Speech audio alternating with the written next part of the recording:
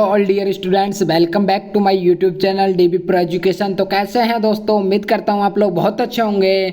जैसा कि हमने प्रीवियस वीडियो में कल बात की थी, वो की थी दोस्तों एरर करेक्शन प्लस में सिनोनिम्स एंटोनिम्स के बारे में, और हमने वन वर्ड टाइप के क्वेश्चंस की बात की थी, ठीक है, प्रीवियस वीडियो में। तो आज के इस लेक्चर में हम आपके लिए जो टॉपिक रखने वाले हैं वो है प्यारे साथियों एरर करेक्शन में साथ ही आपकी स्पेलिंग करेक्शन, और दूसरा तीसरा आपका जो रहने वाला है वो रहने वाला आपका सेंटेंस करेक्शन, ठीक है। और इन सेंटेंस करेक्शन से प्लस में आपके एरर करेक्शन हम करेंगे, स्पेलिंग करेक्शन करेंगे, ठीक है। उनमें से जो आपकी सिनोनिम्स निकलेंगे उनका बारे में भी हम डिस्कस करेंगे, ठीक है। जो सिनोनिम्स एंटोनिम्स होंगे आपके लिए उन सबको लेकर हम चर्चा करेंगे, ठीक है। तो प्यारे साथियों, अगर आप चैनल पर नए हो तो चैनल को सब्सक्राइब कर लें, बेल आइकन को प्रेस कर लें ताकि आगे आने वाली हर वीडियो न्यूज़ नोटिफिकेशन सबसे पहले आपको मिल सके, ठीक है। डीबी प्रो एजुकेशन दोस्तों एकमात्र एक ऐसा स्थान है जो कि आपकी बिल्कुल एक सिस्टमेटिक तरीके से जीएनएम नर्सिंग एंट्रेंस एग्जाम की प्रिपरेशन कर रहा है पर्सनली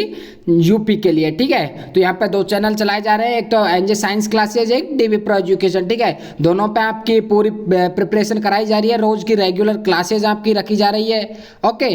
तो आपकी रेगुलर क्लासेज चल रही है। अगर आपने प्रीवियस की क्लासेज वॉच नहीं की है तो प्यारे साथियों जाइए, पहले प्रीवियस की क्लासेज वॉच कीजिए, फिर आपकी नेक्स्ट क्लासेस देखना।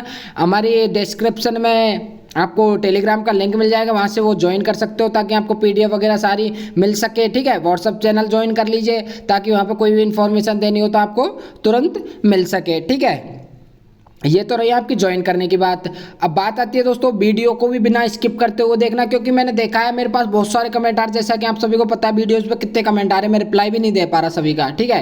क्योंकि मैं आपके लिए नोट्स भी प्रिपेयर कर रहा हूँ, तो कहाँ से रिप्लाई दूंगा बताओ, टाइम भी तो चाहिए ना, ठीक है। तो रिप्लाई नहीं हो पा रहा है, और आपको पता है कि भाई आप वीडियो को बिना स्किप करते हुए देखना, ठीक है। अब क्या कर रहे हैं स्टूडेंट की वीडियो को स्किप करते हुए देख रहे हैं, उनके मतलब बाद में सेंटेंस समझ में नहीं आता है, सर ये कैसे हुआ, ये कैसे हुआ, ये कैसे हुआ, ठीक है।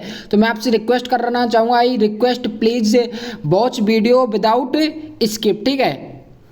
आपको वीडियो वो बिना स्किप करते हुए देखनी है ताकि वीडियो पूरी समझ में आ सके, ओके। आपको देखिए यहाँ पे टेलीग्राम ग्रुप का नाम दिया हुआ है, यहाँ से आप डायरेक्ट टेलीग्राम पर जाकर सर्च करके यहाँ से ज्वाइन हो सकते हो। आपकी जो पर्सनल जो आईडी है वो भी यहाँ पे दे रखी है, ठीक है। ये इसको ना सर को हटा देना, DRX विकास के नाम से ये आईडी है, ठीक है। तो आपको ये आईडी मिल जाएगी DRX विकास के नाम, विकास सर के नाम से भी आप सर्च करोगे तो भी आपको मिल जाएगी टेलीग्राम पे, ओके। व्हाट्सअप ग्रुप हमारा डीबी प्रो एजुकेशन, जिसका लिंक डिस्क्रिप्शन में दिया हुआ है, वहाँ से आप ज्वाइन कर लीजिए, ओके। तो मेरे प्यारे बच्चों, अब चलते हैं बिना टाइम वेस्ट करते हुए वीडियो की तरफ, हमारे टॉपिक की तरफ, ठीक है। कल बात की थी एरर करेक्शन के बारे में। अगर हम माने तो ये टॉपिक्स हैं वो सारी किससे रिलेटेड है, ये वोकैबुलरी से रिलेटेड टॉपिक्स हैं, किससे, वोकैबुलरी, ठीक है। अब वोकैबुलरी में क्या आता है, जनरल ग्रामर में ये टॉपिक आता है आपका वोकैबुलरी, जो कि आपके UP GNM nursing entrance exam में 12th लेवल की इंग्लिश पूछी गई है, ठीक है। सामान्य इंग्लिश जिसे कहा जाता है हिंदी में, ठीक है। तो इसमें क्या होता है, हमें शब्दों का ज्ञान चाहिए। वोकैबुलरी में क्या होता है डियर स्टूडेंट्स, हमें शब्दों का ज्ञान चाहिए, किसका, शब्दों का। अब आप जितना शब्दों का ज्ञान होगा ना आपको, उतने ही आपके क्वेश्चंस अच्छे हो पाएंगे, ठीक है। तो आपको जितना शब्दों का ज्ञान होगा, आपको जितना आप प्रैक्टिस करोगे, क्वेश्चन प्रैक्टिस, ठीक है, उतना ही आपके लिए बेटर है। आपके पास में ज़्यादा टाइम नहीं बचा डियर स्टूडेंट्स, तो आप अपनी प्रिपरेशन में पूरा मतलब 100% दीजिए, आप ज़्यादा से ज़्यादा टाइम दिन का प्रिपरेशन के लिए दीजिए, ठीक है। क्योंकि आपके 20 से 25 दिन रहे हैं, तो आपको एग्जाम भी क्रैक करनी है और कॉलेज में एडमिशन भी लेना है, ठीक है। तो आप पूरा ध्यान अपना पढ़ाई पर लगा दीजिए, ठीक है। अब जैसे सिनोनिम्स हो गए, एंटोनिम्स हो गए, ऑपोसाइड वर्ड्स हो गए, ठीक है। इनके साथ साथ हम बात कर रहे थे किसकी, ठीक है, जैसे सब्स्टिट्यूशन हो गए, जैसे शब्द समूह, जिसे वन वर्ड बोला जाता है, ठीक है। वन वर्ड जो क्वेश्चंस होते हैं उनको बोला जाता है सब्स्टिट्यूशंस। क्या बोला जाता है, सब्स्टिट्यूशंस, यानी कि पूरा जो समूह है, पूरा जो सेंटेंस है, उसका एक शब्द में आंसर देना होता है, जिसे शब्द समूह कहा जाता है, ठीक है। अब बात करेंगे एरर करेक्शन, करेक्ट स्पेलिंग का आपको चुनाव करना होगा, प्लस में आपका सेंटेंस करेक्शन। सेंटेंस करेक्शन में आपको क्या करना होगा, सेंटेंस करेक्शन में आपको करना होगा जैसे कि आपको जो वर्ड है वो सेंटेंस में उल्टे सीधे आगे पीछे ऐसे रख दिए जाएंगे, और आपको सेंटेंस देख के वो सही जमाने होंगे, ठीक है। उनकी हेल्पिंग वर्ब देख के वो सही जमाने होंगे। मैं आपको विद एग्जाम्पल विद सॉल्यूशन में आपको सारी चीज़ें समझाऊंगा, देखना आप वीडियो में, लेकिन एंड तक बने रहना, ये वीडियो आपके लिए बहुत ही बेहद अच्छी होने वाली है, ओके। तो डियर स्टूडेंट्स, अभी तक डीबी प्रो एजुकेशन को सब्सक्राइब नहीं किया हो तो डीबी प्रो एजुकेशन के साथ में जुड़िए। ये आपको टेस्ट सीरीज भी लेकर आ रहा है, बहुत जल्दी आपके सामने टेस्ट सीरीज होंगे, आपके क्वेश्चन प्रैक्टिस सेट्स जिनको बोला जाता है। ओके, तो देखिए प्यारे साथियों, चलते हैं फिर हमारे टॉपिक की तरफ बिना टाइम वेस्ट करते हुए। तो सबसे फर्स्ट में तो हम बात करेंगे आपका जो कल का 75वां क्वेश्चन रह गया था हमारा 75वां क्वेश्चन कल के लेक्चर में, जो कि काफ़ी स्टूडेंट्स के कमेंट आ रहे थे सर 75वां क्वेश्चन नहीं करवाया आपने। ठीक है, तो सबसे फर्स्ट में तो हम वो 75वां क्वेश्चन करेंगे, बाकी अब नेक्स्ट क्वेश्चन देखेंगे उसके आगे। ठीक है, चलते हैं। देखिए ये रहा आपका 75वां क्वेश्चन। ओके, आपका ये क्वेश्चन था रॉबर्ट, फिर आपका फिल इन द ब्लैंक्स था, उसके बाद में wants to accompany us to park, यानी रॉबर्ट है वो क्या चाहता है, वांट्स मीन्स क्या होता है, चाहना। ठीक है, चाहना यानी कि रॉबर्ट चाहता है टू के लिए, एक्कम्पनी में क्या होता है, ले जाना। ठीक है, एक्कम्पनी में होता है ले जाना। ओके, क्या होता है, ले जाना। अस टू पार्क यानी हमें, अस टू मतलब हमें। ठीक है, पार्क यानी पार्क के लिए। ओके, अस मीन्स हमें, टू पार्क यानी पार्क के लिए। तो रॉबर्ट क्या चाहता है, रॉबर्ट हमें पार्क के लिए साथ ले जाना चाहता है। ठीक है, रॉबर्ट हमें साथ में पार्क ले जाना चाहता है, ये भी हम बोल सकते हैं। ठीक है, तो आपको मैं यहाँ पे बता दूं, यहाँ पे क्या है, आगे टू लगा हुआ है। ठीक है, वांट्स टू, तो ये दो टू एक साथ में नहीं आ सकते। ठीक है, यहाँ पे दो टू एक साथ में नहीं आ सकते, तो यहाँ पे टू कौन सा आएगा, यहाँ पे टू आएगा TOO वाला। ठीक है, तो आपका करेक्ट आंसर कौन सा होगा यहाँ पे डियर स्टूडेंट्स, आपका TOO यहाँ पे करेक्ट आंसर हो जाएगा, ऑप्शन नंबर ए। ठीक है, Robert to wants to accompany us to park, यानी रॉबर्ट हमें पार्क के लिए साथ ले जाना चाहता है। ठीक है, तो यहाँ पे ऑलरेडी टू दे रखा है, तो यहाँ दो टू एक साथ में ये नहीं आ सकते। ठीक है, तो यहाँ पे आपका टू कौन सा आएगा, TOO वाला। ओके, आ गया समझ में, करेक्ट आंसर। ठीक है, अब चलते हैं हमारे नेक्स्ट क्वेश्चन की तरफ। हमारी 100 क्वेश्चन की सीरीज प्रीवियस में पूरी हो चुकी थी, अब हम नेक्स्ट 101 से हम स्टार्ट करेंगे। ठीक है, चलते हैं फिर हमारे क्वेश्चंस की तरफ।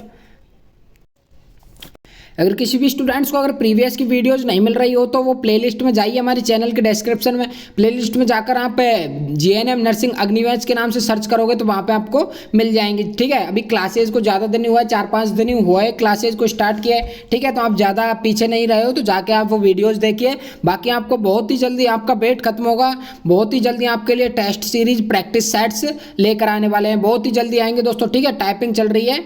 ओके, तो टाइपिंग चल रही है उनकी, तो बहुत ही जल्दी आपके प्रैक्टिस सेट्स होंगे अकॉर्डिंग टू आपके एग्जाम पेपर पैटर्न। ठीक है, जैसे आपके एग्जाम में क्वेश्चंस आएंगे ना, उसमें साइंस के भी क्वेश्चंस होंगे 60 क्वेश्चंस, आपके 20 क्वेश्चंस वो जनरल GK के होंगे। ठीक है, सामान्य विज्ञान जिसे बोला जाता है, हम सामान्य अध्ययन हम कह सकते हैं उसे। ठीक है, और आपके 20 क्वेश्चन होंगे वो होंगे इंग्लिश के। ठीक है, तो आपका 100 नंबर का पूरा एक पेपर होगा, एक प्रैक्टिस सेट होगा। तो आपको ऐसे प्रैक्टिस सेट्स की प्रिपरेशन की जा रही है, उनकी एक तैयारी करके उनकी एक टाइपिंग की जा रही है, तो आपको अलग से प्रैक्टिस सेट्स बनाए जा रहे हैं। ठीक है, तो बहुत ही जल्दी आपको प्रोवाइड कराएंगे वो।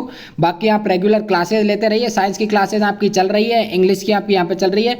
बाकी एक क्लास है आपकी जो शाम को आने वाली है। ठीक है, वो शाम को क्लास आएगी, वो किसकी आएगी, शाम को क्लास आएगी डियर स्टूडेंट्स, आपकी साइंस की क्लास आएगी। ठीक है, कोशिका विज्ञान, जिसमें से मैं आपको वादा करता हूँ कि वहाँ से आपका एक भी क्वेश्चन आउट नहीं जाएगा, एक भी क्वेश्चन, क्योंकि उसमें वो नोट्स हैं वो प्रिपेयर इसी हिसाब से किए गए हैं दोस्तों आपके लिए, बिल्कुल 1 by 1, बिल्कुल उसमें ना एक एक नंबर के क्वेश्चन ही हैं, ना कि उसमें थ्योरी है। हालांकि मैं टॉपिक वाइज है अलग से, जैसे एक टॉपिक उससे जितने भी क्वेश्चन निकल रहे हैं उसमें से एक एक नंबर के क्वेश्चंस आपके लिए बनाए गए हैं। ठीक है, आपको शाम को वीडियो आएगी वो देखना आप। ठीक है, कोशिका विज्ञान की बहुत शानदार वीडियो, बहुत ही अच्छे तरीके से नोट्स प्रिपेयर किए गए। ओके, अब चलते हैं फिर हमारे क्वेश्चन की तरफ। हमारा क्वेश्चन रहने वाला है दोस्तों, Indians people is very helpful. ठीक है, ये देखिए यहाँ पे अलग से आपको टॉपिक मेंशन कर दिया है इसमें, एरर करेक्शन, यानी कि आपको एरर जो गलती है वो आपको सही करनी है। ठीक है, अब इसमें गलती क्या है आपको वो दिखाऊंगा मैं आप, और कैसे आपको सही करनी होगी एग्जाम में अगर आपके क्वेश्चंस आते हैं। ठीक है, क्वेश्चंस आएंगे 100% दोस्तों, मैं आपको वादा कर रहा हूँ, बिल्कुल आपके 2 से आपको 3 क्वेश्चन इस तरह के देखने को मिलेंगे। ठीक है, 2 क्वेश्चन कम से कम मान के चलो एरर करेक्शन और सेंटेंस करेक्शन में से। ठीक है, क्योंकि ये जो जनरल इंग्लिश है ना, जनरल इंग्लिश जैसे सामान्य इंग्लिश हम बोलते हैं, तो सामान्य अंग्रेजी में से दोस्तों ये बहुत इंपॉर्टेंट टॉपिक है एरर करेक्शन, यानी कि आपको जो गलती की हुई है सेंटेंस में उसको आपको सही करना होगा। ठीक है, जिसे सेंटेंस करेक्शन भी बोलते हैं। ठीक है, अब देखिए आपका जो सबसे फर्स्ट क्वेश्चन आपका, Indians people is very helpful. ठीक है, अब आपको एक क्वेश्चन दिख रहा है, आपको क्वेश्चन मार्क लगा हुआ है पीछे, तो आप जानते हो देखिए यहाँ पे क्या लिख रहा है, Indians people is very helpful, यानी कि भारतीय लोग इज वेरी हेल्पफुल यानी बहुत ही मददगार हैं। ठीक है, आप हिंदी तो कर लोगे ना जनरली, ऐसा नहीं है कि आपको ज़्यादा हाई लेवल की इंग्लिश आएगी, बिल्कुल आपकी 12th लेवल की इंग्लिश आएगी, ज़्यादा हाई लेवल की ना तो आपकी जी के आएगी ना आपकी साइंस आएगी, आसानी से आपको कॉलेज मिल जाएगा। मेरे को जहाँ तक उम्मीद है प्यारे साथियों, कॉलेज सबको ही मिल जाएगा। ठीक है, प्रिपरेशन बस रेगुलर करते रहें। और बाकी एक आपको एक चीज़ और बताना चाहूँगा, जो मैं यहाँ पे आपकी प्रिपरेशन कर रहा हूँ, यहाँ पे जितने भी मैं क्वेश्चंस आपको बता रहा हूँ, आप इसके अलावा भी अगर कहीं से जैसे कि सिनोनिम्स हो गए, क्या जैसे कि सिनोनिम्स हो गए, ठीक है, सिनोनिम्स हो गए जो कि समानार्थी शब्द है, एंटोनिम्स हो गए, ठीक है, एंटोनिम्स हो गए, प्लस में आपके जैसे कि सेंटेंस करेक्शन की प्रैक्टिस है आपके, और भी है जैसे स्पेलिंग करेक्शन हो गया, ठीक है, करेक्ट स्पेलिंग का आपको चुनाव करना होता है, वन वर्ड क्वेश्चंस हो गए, ओके, आपके विलोम शब्द हो गए जिनको आइडियम्स बोला जाता है, ठीक है, वाक्यांश हो गए आपके जिनको फ्रेजेज बोला जाता है, ठीक है, उनकी सारी प्रैक्टिस है अब आपकी इसी सीरीज में आ जाएगी। ठीक है, आपके 50 क्वेश्चन इसमें होंगे।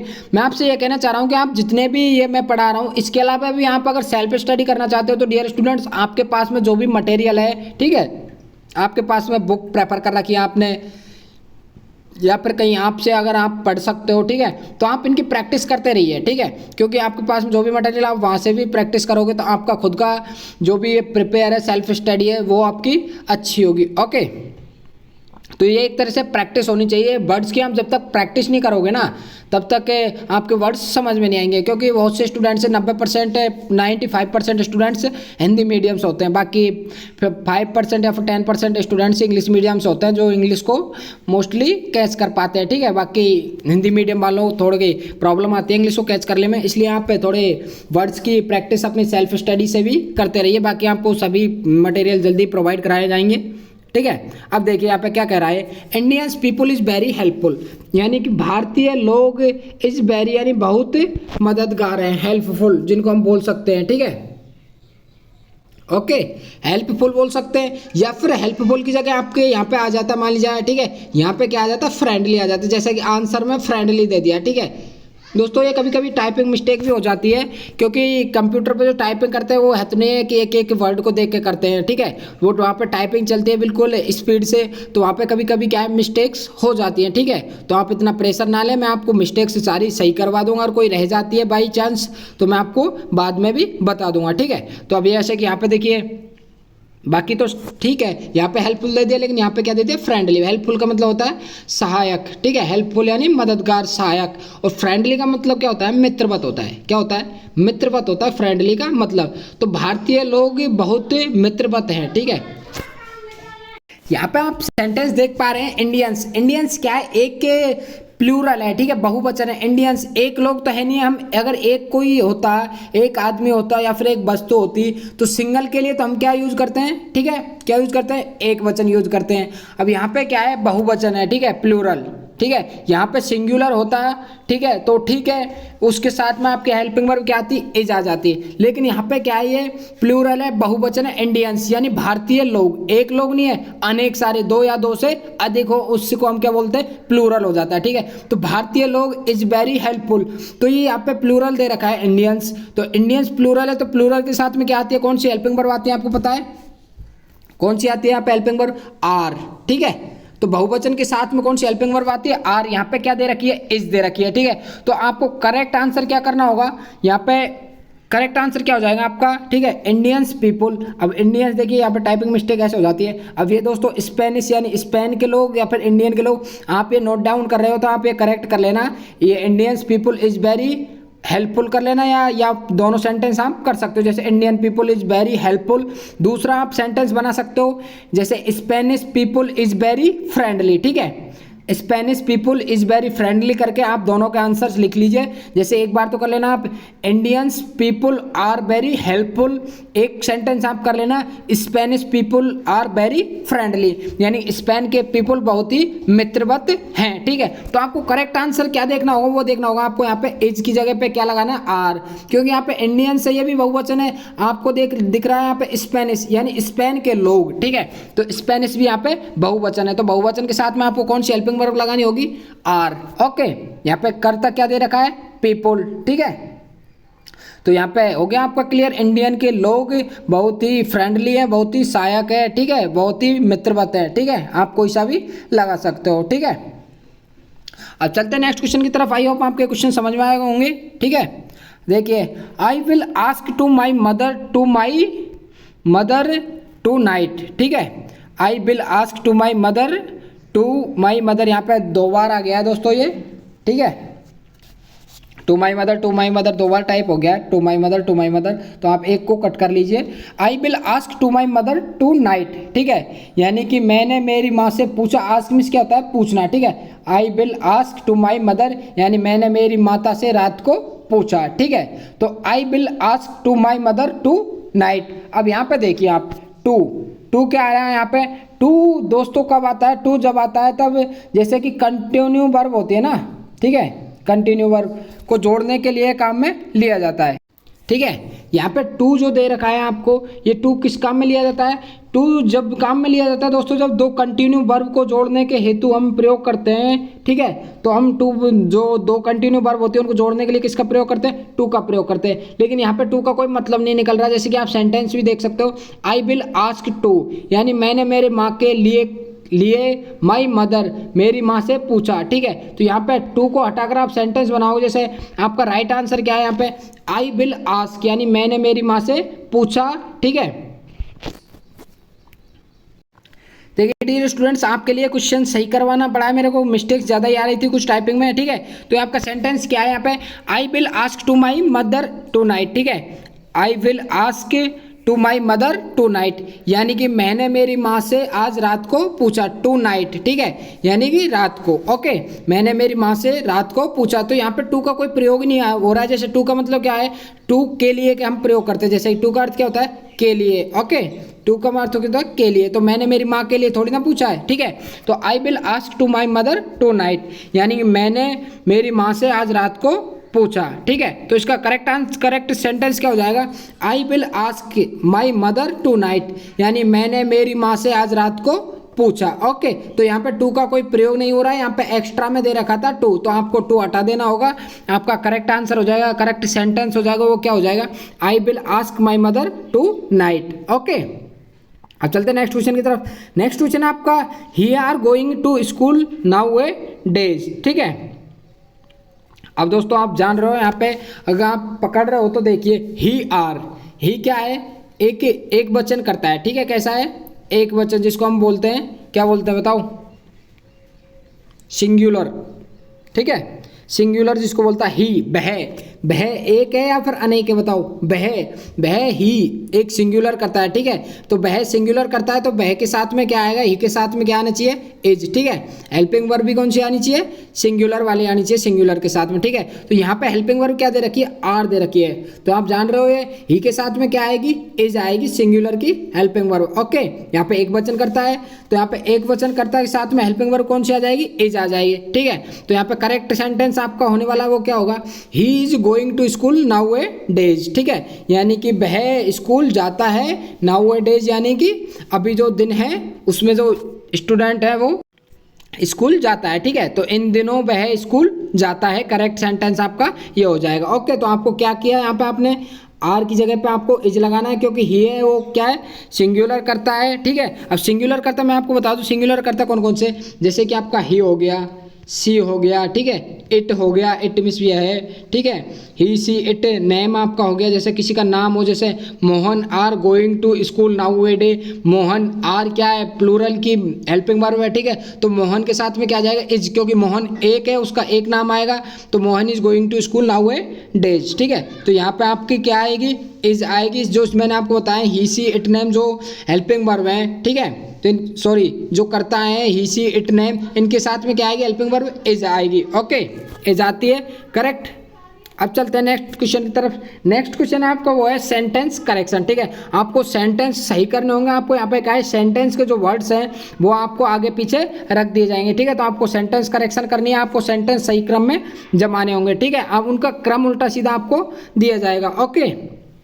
चलते हैं फिर, अब देखते हैं क्या है आपके दोस्तों देखिए सम फॉर्मूलाज हैं, या आपको कुछ नियम होंगे सेंटेंस करेक्शन के, वो आपको लिखने होंगे, ओके। तो मैं आपको जो सेंटेंस करेक्शन के आपको जो नियम बता रहा हूँ उनको आप प्लीज़ नोट डाउन कर लीजिए, ओके, आप उनको नोट डाउन करते चलें।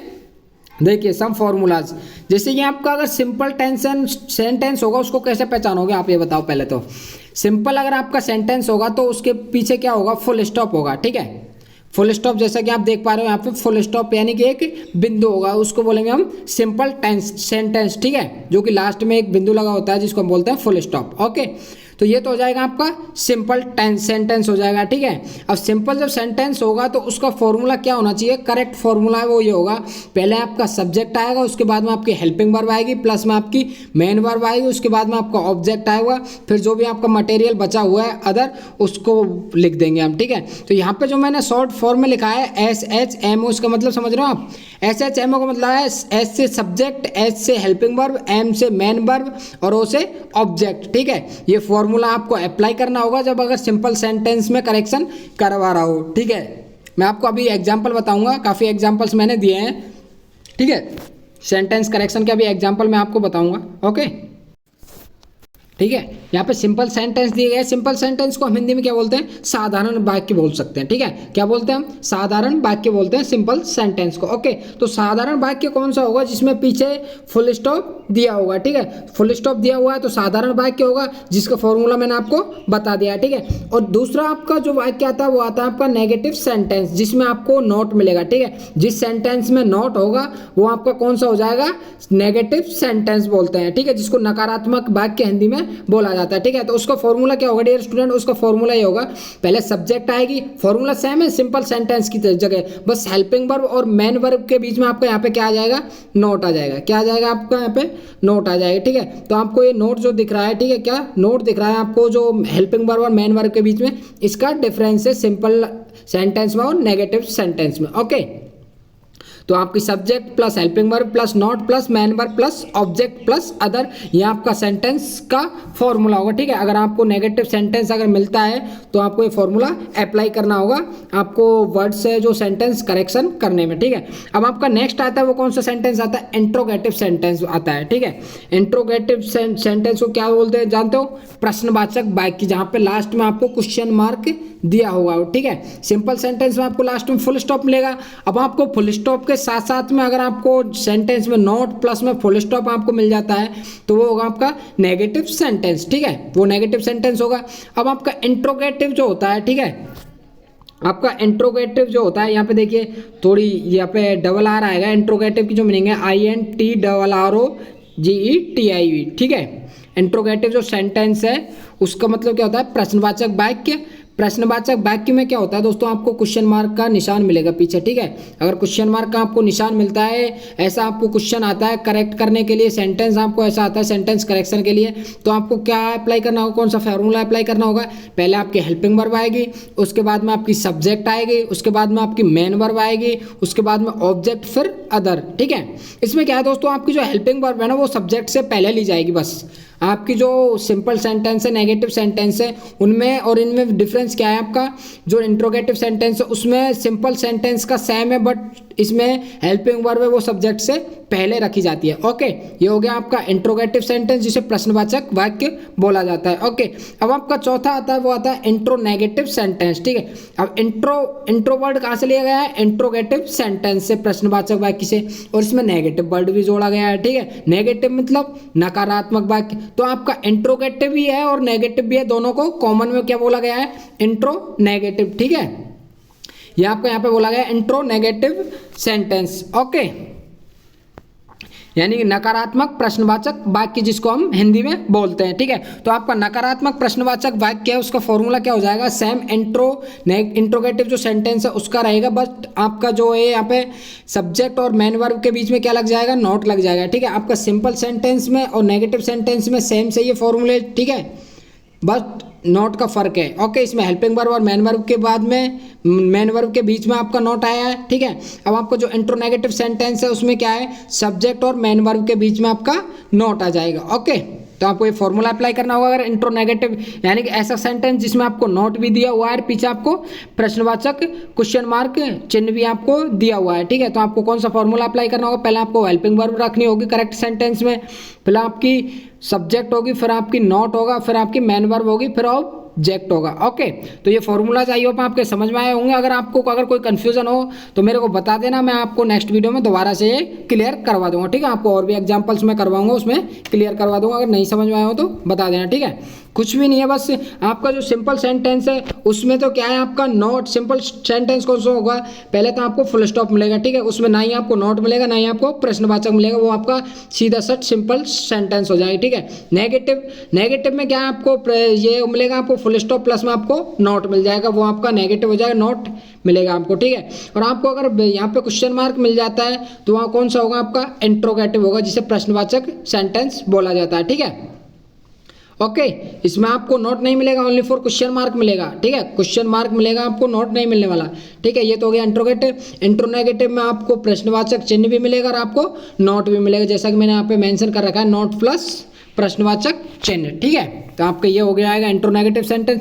अब चलते हैं अगले हमारे क्वेश्चंस की तरफ। अब क्वेश्चंस देखने हमें कैसे सही करने हैं। ठीक है, तो डियर स्टूडेंट्स, आज के क्वेश्चन है बहुत ही ये इंटरेस्टेड होने वाले हैं, बहुत ही सिंपल क्वेश्चन है, बहुत ही अच्छे हैं। ठीक है, आई होप आपके समझ में आ रहे होंगे। अगर समझ में नहीं आ रहे हो तो कमेंट कीजिए। ठीक है, कमेंट करके मेरे को बताइए, मैं आपको रिटर्न दोबारा कराऊंगा। ठीक है, तो देखिए यहाँ पे एम के बाद में यहाँ पे एक डंडा दे रखा है डियर स्टूडेंट, यहाँ पे एक डंडा दे रखा है, फिर क्या रखा है राइटिंग, फिर आपका एक डंडा दे रखा है, फिर आई, यानी कि आपको सेंटेंस से अलग अलग दे रखे हैं। ठीक है, यहाँ पे जो डंडा दिख रहा है आपको, ये क्या है, ये सेंटेंस को अलग कर रहे हैं। ठीक है, यहाँ पे एम है, फर्स्ट में एम, फिर राइटिंग, फिर आई, ए स्टोरी। अभी आपको अलग अलग दे रखे हैं। ठीक है, अब आपको एक क्रम में जमाने होंगे। ठीक है, अब मैंने आपको अभी क्या बताया था, क्या फॉर्मूलेज बताए थे मैंने, क्या नियम बताए थे आपको। फुल स्टॉप है, यहाँ पे फुल स्टॉप है, प्लस में आपको क्या देखना होगा, नोट इसमें है नहीं है। ठीक है, तो ये नेगेटिव तो होगा नहीं, फुल स्टॉप ओनली फॉर, ना ही इसमें क्वेश्चन मार्क चिन्ह पीछे को। ठीक है, तो आपका सेंटेंस कौन सा होगा, सिंपल सेंटेंस होगा। ठीक है, आपका सिंपल सेंटेंस होगा। और सिंपल सेंटेंस का मैंने फॉर्मूला क्या बताया आपको, एस।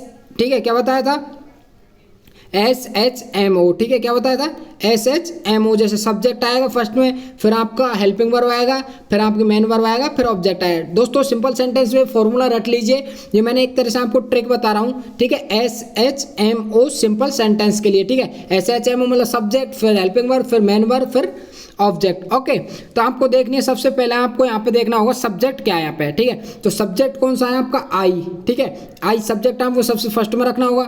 उसके बाद में आपको क्या रखना है, हेल्पिंग वर्ब। अब यहाँ पे हेल्पिंग वर्ब कौन सी दे रखी है, एम। ठीक है, तो आपको एम रख देना होगा। फिर आपकी जो आती है मेन वर्ब, मेन वर्ब क्या है यहाँ पे, राइटिंग। ठीक है, ठीक है, आपकी मेन वर्ब है वो रख देनी है आपको, ए स्टोरी। आपको जो आपका ऑब्जेक्ट बचा हुआ है लास्ट में आपको वो रख देना होगा, ए स्टोरी। तो आपका करेक्ट सेंटेंस क्या हो गया, I am writing a story, यानी मैं एक कहानी लिख रहा हूँ। ठीक है, ये हो गया आपका करेक्ट सेंटेंस। अब यहाँ पे आपको अलग अलग दे रखे तो आपको इस तरह से सही करने होंगे। ठीक है, मैं आपको और क्वेश्चंस देखिए, एक एग्जांपल और बताता हूँ मैं आपको, और भी ऐसे काफ़ी एग्जांपल्स आपको इस लेक्चर में देखने को मिलेंगे। ठीक है, तो देखिए आपका जो 105वां क्वेश्चन है आपका, क्रिकेट, फिर आपका दे रखा है हैज, फिर आपका दे रखा है ही प्लेड। ठीक है, यहाँ पे आपका ना ही तो कोई नोट दे रखा है सेंटेंस में, ना ही आपका क्वेश्चन मार्क है। ठीक है, आपका क्या है, सिंपल सेंटेंस है, आपको खाली यहाँ पे फुल स्टॉप देखने को मिल रहा है बाद में। ठीक है, तो आप इसको करेक्ट कैसे करेंगे, कौन सा फॉर्मूला अप्लाई करेंगे, वही SHMO वाला। तो अब आपको देखना होगा यहाँ पे। ठीक है, यहाँ पे SHMO सब्जेक्ट कौन सा है हमारा, ही। ठीक है, ही सब्जेक्ट है, फिर आपकी हेल्पिंग वर्ब क्या दे रखी है, हैज। ठीक है, फिर मेन वर्ब क्या है आपकी, प्लेड। ठीक है, प्लेड आपकी मेन वर्ब हो जाएगी। ओके, और क्रिकेट आपका वो क्या हो जाएगा, ऑब्जेक्ट। तो ही हैज प्लेड क्रिकेट। ठीक है, आपका करेक्ट आंसर क्या हो गया, आपका सेंटेंस करेक्ट क्या बना है यहाँ पे। ठीक है, ही हैज प्लेड क्रिकेट, ये आपका सेंटेंस करेक्शन होता है। ठीक है, आपको जो सेंटेंस में जो मीनिंग्स हैं, वो आपको जो वर्ड्स दिख रहे हैं, आपको ये अलग अलग शब्द दिए जाएंगे, आपको इनका क्रम है वो अलग अलग दिया जाएगा, आपको ये सही क्रम में जमाने होंगे। ठीक है, इस तरीके से। ठीक है, तो ही हैज प्लेड क्रिकेट, यानी वो है क्रिकेट खेल रहे हैं। ओके, सिंपल सेंटेंस है डियर स्टूडेंट्स। ओके, तो अभी तक अगर दोस्तों वीडियो को लाइक नहीं किया तो एक बार लाइक ज़रूर कर दें। ठीक है, और एक एक कमेंट जरूर करके जाएं। आपकी साइंस की क्लास आएंगे, आप अगर चाहते हो साइंस की क्लास लगाने ज़्यादा से ज़्यादा, तो एक बार कमेंट करके मेरे को जो स्टूडेंट साइंस की क्लास लेना चाहते हो वो एक बार कमेंट करके जरूर बताएं। सारे साथी वीडियो को लाइक ज़रूर करके जाएं। ठीक है, और एक बार वीडियो को सभी शेयर कर दें, ताकि जो भी क्वेश्चन आगे आपके फ्रेंड्स है जो भी, उनके भी सारे क्लियर हो सके। ठीक है, तो आपको वीडियो को सबसे पहले शेयर करना होगा। चलते हैं नेक्स्ट क्वेश्चन की तरफ बात करते हैं। क्रिकेट हैज ही प्लेड, ये हो गया हमारा ही हैज प्लेड क्रिकेट, यानी वह क्रिकेट खेल रहे हैं। ठीक है, अब आपका नेक्स्ट क्वेश्चन आता है, वो आता है टॉट, फिर आता है आपका अस, फिर दिया हुआ है आपका सी, फिर यस्टरडे, हिंदी, इंग्लिश एंड। ठीक है, आपका एक क्रम अलग अलग है। अब इसमें आपको नोट नहीं दिख रहा है, ना ही आपको प्रश्नवाचक दिख रहा है यहाँ पे। ठीक है, तो आपका सेंटेंस कौन सा है, सिंपल, फुल स्टॉप इसमें दिया हुआ है। ठीक है, सिंपल सेंटेंस है तो वही आपको SHMO वाला फॉर्मूला अप्लाई करना होगा। यहाँ पे सब्जेक्ट देखिए, सबसे फर्स्ट में सब्जेक्ट कहाँ दे रखा है, सब्जेक्ट कौन सा आपका सी। ठीक है, ही सी इट नेम, ओके, सी आपका सब्जेक्ट हो गया। टॉट, ठीक है, टॉट क्या है यहाँ पे बताओ, SHMO, टॉट यहाँ पे क्या है, हेल्पिंग वर्ब है। ठीक है, क्या है, हेल्पिंग वर्ब आपको यहाँ पे, ठीक है, यहाँ पे हेल्पिंग वर्ब आपको शो ही नहीं कर रखी है, टॉट हेल्पिंग वर्ब नहीं होगी आपकी। ओके, टॉट यहाँ पे देखिए हेल्पिंग वर्ब नहीं होगी आपकी, हेल्पिंग वर्ब यहाँ पे कोई नहीं दिख रही है। ठीक है, दिख रही है आपको हेल्पिंग वर्ब, एक भी नहीं है यहाँ पे तो हेल्पिंग वर्ब, मेरे को तो दिख नहीं रही। ठीक है, टॉट आपको अगर इसमें हेल्पिंग वर्ब नहीं दिख रही है तो आपको क्या रखना होगा, फिर आपको मेन वर्ब लिखना होगा। ठीक है, आपको मेन वर्ब क्या है, मेन वर्ब हो जाएगी आपकी टॉट। ठीक है, टॉट, फिर आपको क्वेश्चन के आगे जो ऑब्जेक्ट है वो देखना होगा आपको, us Hindi and English yesterday. ठीक है, तो she taught us Hindi and English yesterday. Okay, तो आपका ये करेक्ट सेंटेंस हो गया। पहले आपने क्या देखा, सबसे पहले देखा आपने सब्जेक्ट लिख दिया, फिर आपने देखिए हेल्पिंग वर्ब इसमें है नहीं है हेल्पिंग वर्ब, तो आपको क्या लिखना होगा फिर, मेन वर्ब। ठीक है, फिर आपका ऑब्जेक्ट आपको ऐसे कैसे ही उतार देना होगा, us Hindi and English yesterday. Okay, हो गया करेक्ट। देखते हैं अगला क्वेश्चन। अगला क्वेश्चन, some boys goes to school regularly, यानी कुछ विद्यार्थी रोज स्कूल जाते हैं। ठीक है, अभी आप क्या दे रखा है, देखिए आपको सेंटेंस करेक्शन करवा रहा है, आपको इसमें क्या गलती दे रखी है बताओ, सम बॉयज। ठीक है, सम बॉयज यानी कुछ लड़के, ठीक है, गोज टू स्कूल रेगुलरली यानी कि रोज स्कूल जाते हैं। ठीक है, रेगुलर लगातार, ठीक है, जिनको हम बोल सकते हैं। ओके, तो यहाँ पे बताइए क्या मिस्टेक्स है, आप कमेंट करके मेरे को कमेंट में बताइए आपको क्या मिस्टेक्स दिख रही है। यहाँ पे सेंटेंस का क्रम उल्टा सीधा नहीं दिया है, यहाँ पे दिया हुआ है खाली सेंटेंस में क्या मिस्टेक है वो आपको बतानी है। ठीक है, आप बताओ यहाँ में क्या मिस्टेक हो रही है सेंटेंस में, बताओ। यहाँ पे एरर करेक्शन करना होगा आपको, एरर करेक्शन। ठीक है, एरर करेक्शन क्या है, इसमें एरर करो, बताओ, एरर करेक्शन करो, इसमें क्या है एरर, उसका करेक्शन करो, बताओ। Some boys goes to school regularly, ठीक है, इसमें हेल्पिंग वर्ब दे नहीं रखी है दोस्तों। ठीक है, मेन वर्ब है, ठीक है, उसके साथ एस या ES लगा हुआ है। ठीक है, यहाँ पे हेल्पिंग वर्ब नहीं दे रखी है, यहाँ पे क्या दे रखी है, मेन वर्ब दे रखी है। ठीक है, जैसे जिसके पीछे में आप जानते हो तो ना लग जाए, जैसे जाना, खाना, पीना, सोना, रोना, धोना, ये सारी क्या है हमारी वर्ब है। ठीक है, मेन वर्ब। ठीक है, तो यहाँ पे वर्ब है तो इसके में क्या लगा हुआ है, एस या ES लगा हुआ है। ओके, मेन वर्ब है, उसके साथ में क्या लगा हुआ है, एस या ES लगा हुआ है। अब एस या ES कब लगता है दोस्तों, जब कर्ता सिंगुलर होना चाहिए तब आपका एस या ES लगता है। जैसे कि आपका बॉयज, जैसे the boy goes to school regularly, यानी विद्यार्थी रोज स्कूल जाता है। ठीक है, अब यहाँ पे आपका कर्ता क्या है, आपका बॉय यहाँ पे क्या हो जाएगा, कर्ता हो जाएगा। ठीक है, बॉयज, अब बॉयज यानी लड़के, तो ये लड़के एक तो है नहीं है, बॉयज मीन्स लड़के। अब अगर यहाँ पे एस नहीं लगा हुआ तो बॉयज कर्ता में, तो आपका ये क्या हो जाता है, सिंगुलर हो जाता है, एक वचन करता, तो उसके साथ में एस या ES लग जाता है मेन वर्ब में। ठीक है, अब लेकिन यहाँ पे कर्ता है वो क्या है, बहुवचन दिया हुआ है प्लूरल में। ठीक है, तो प्लूरल में आपका कर्ता दिया हुआ है तो आपके मेन वर्ब में एस या ES नहीं लगेगा। ठीक है, तो आपका जो कर्ता है, कर्ता अगर सिंगुलर होता तो आपका एस या ES मेन वर्ब में लगता है। ठीक है, तो आपका यहाँ पे क्या हो जाएगा, राइट आंसर हो जाएगा सम बॉयज गोज की जगह क्या हो जाएगा, गो। ठीक है, क्योंकि यहाँ पे कर्ता है, कर्ता में एस या ES लगा हुआ है तो आपकी मेन वर्ब है उसमें एस या ES नहीं लगेगा। ठीक है, तो some boys go to school regularly, यानी कुछ विद्यार्थी रोज स्कूल जाते हैं। ठीक है, रेगुलरली लगातार जिनको बोलते हैं। ठीक है, तो कुछ विद्यार्थी लगातार स्कूल जाते हैं। ओके, हो गया हमारा करेक्ट आंसर। अब देखते हैं अगला क्वेश्चन, आई लिविंग हेयर। ठीक है, I living here have been since 2010, यानी कि मैं इधर 2010 से रह रहा हूँ। ठीक है, I living here have been since 2010, यानी मैं इधर 2010 से रह रहा हूँ। ठीक है, तो इसको आपको सही क्रम में जमाना होगा। ठीक है, यहाँ पे कोई भी आपका नेगेटिव नोट नहीं दे रखा है इसमें, ना ही नेगेटिव सेंटेंस है आपका, ना ही आपका प्रश्नवाचक होगा, सिंपल सेंटेंस है एकदम। ठीक है, बिल्कुल साधारण वाक्य आपका है यहाँ पे। ठीक है, तो यहाँ पे लिविंग तो क्या हो गई आपकी, मेन वर्ब हो गई। ठीक है, लिविंग मीन्स रहना, ना लग रहा है पीछे, तो ये तो हो गई आपकी मेन वर्ब। ठीक है, और हैव बीन क्या है यहाँ पे आपकी हेल्पिंग वर्ब दे रखी है, ठीक है। और यहाँ पे कर्ता क्या है आपका, कर्ता सबसे फर्स्ट में दे रखा है आई, ठीक है। कर्ता क्या दे रखा है यहाँ पे, कर्ता दे रखा है, वो दे रखा है आपका आई, ठीक है। तो कर्ता सबसे पहले लेंगे हम, SHMO वाली जो हमारा फॉर्मूला वो अप्लाई करेंगे, कर्ता सबसे फर्स्ट में आ गया आई, ठीक है। उसके बाद में हेल्पिंग वर्ब क्या है हमारी, हैव बीन, तो हैव बीन को जमा देंगे हम आई हैव बीन। फिर आपकी मेन वर्ब क्या है, living, I have been living. फिर आपका जो ऑब्जेक्ट है वो आ जाएगा हियर सिंस 2010। बाकी आपका मटेरियल अदर्स जो बचा हुआ है उसको हम ऐसे कैसे जो कहते हो रख देंगे, ठीक है। तो क्या हो गया हमारा correct answer, I have been living here since 2010, यानी कि मैं इधर 2010 से रह रहा हूँ, ठीक है। तो प्यारे साथियों एक बार मेरे कमेंट करके बताएं, एक बार वीडियो अच्छी लग रही है नहीं लग रही, समझ में आ रहा है नहीं लग रहा है, आ रहा है कोई डाउट हो तो मेरे को बताइए, ठीक है।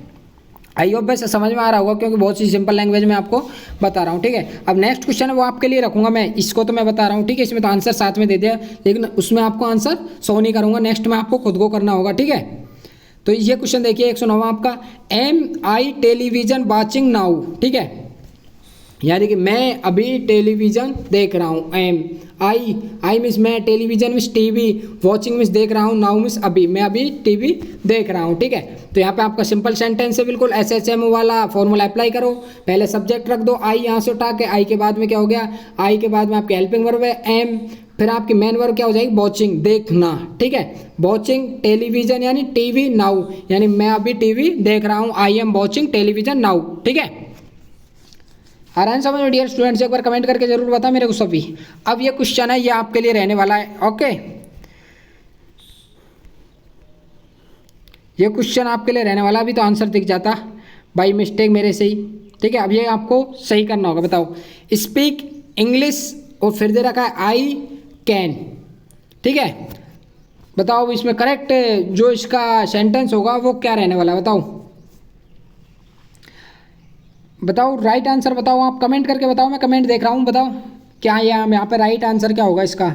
Speak English I can, can यहाँ पे मॉडल है दोस्तों, यहाँ पे मॉडल है कैन, यहाँ पे आपकी वो क्या नहीं दे रखी, यहाँ पे आपकी हेल्पिंग वर्ब नहीं दे रखी है, ठीक है। यहाँ पे हेल्पिंग वर्ब आपको देखने को नहीं मिल रही होगी, यहाँ पे मॉडल है आपका कैन। तो बताओ इसका सही सेंटेंस क्या हो जाएगा।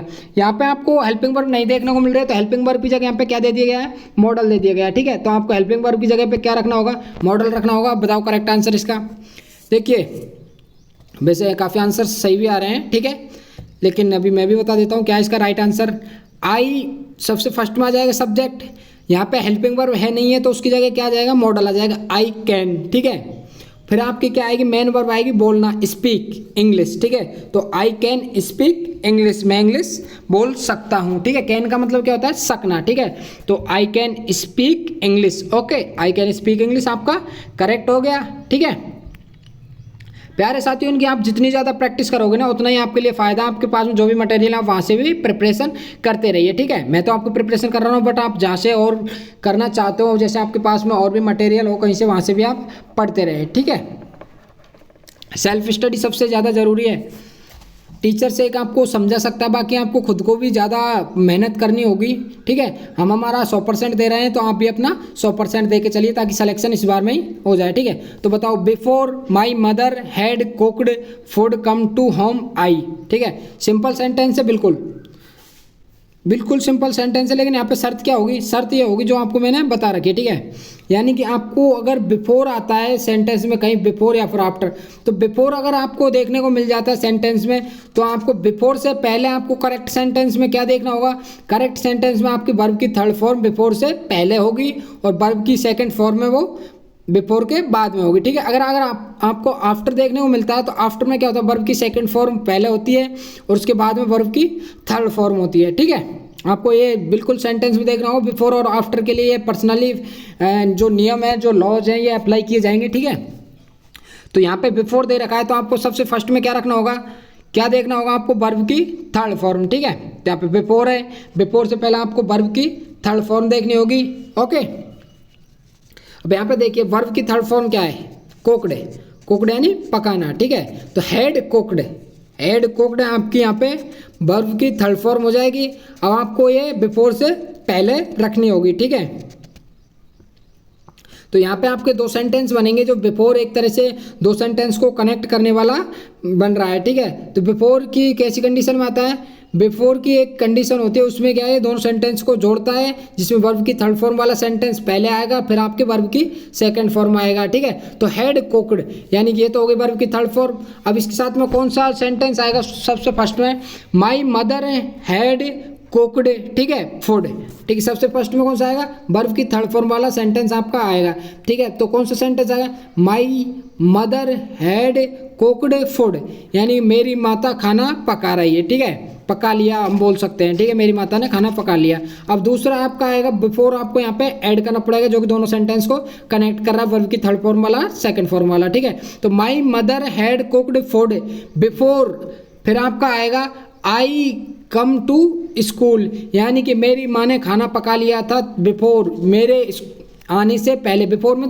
पहले, ठीक है, मेरे आने से पहले, आई कम टू स्कूल, ठीक है, यानी मेरे स्कूल से आने से पहले मेरी माता ने खाना पका लिया था, ठीक है। हो गया आपका करेक्ट सेंटेंस, ओके। आपको वर्ब की थर्ड फॉर्म वाला सेंटेंस पहले रखना होगा, my mother had cooked food before I come to school, ठीक है। आपको सेंटेंस ऐसे जमाना होगा, आई क्या है, सब्जेक्ट हो गया, फिर कम, यहाँ पे हेल्पिंग वर्ब दे नहीं रखी है, फिर आपकी मेन वर्ब होगी कम टू होम, ठीक है, यानी कि मेरे घर आने से पहले मेरी माँ ने खाना पका लिया था, ठीक है, करेक्ट। और आपको आफ्टर वाला जो सेंटेंस मिल जाए उसमें आपको क्या करना होगा, पहले आपको सेकंड फॉर्म वाला आपको सेंटेंस डालना होगा, वर्ब की सेकंड फॉर्म वाला, और आपको बाद में आपको वर्ब की थर्ड फॉर्म वाला सेंटेंस डालना होगा, ठीक है। अब देखिए यहाँ पे my mother had cooked food before I come to home, यानी मेरे घर आने से पहले मेरी माँ ने खाना पका लिया था, ठीक है। Today is it now raining, ठीक है, रेनिंग मीन्स वर्षा होना, ठीक है। Today is it now raining, okay.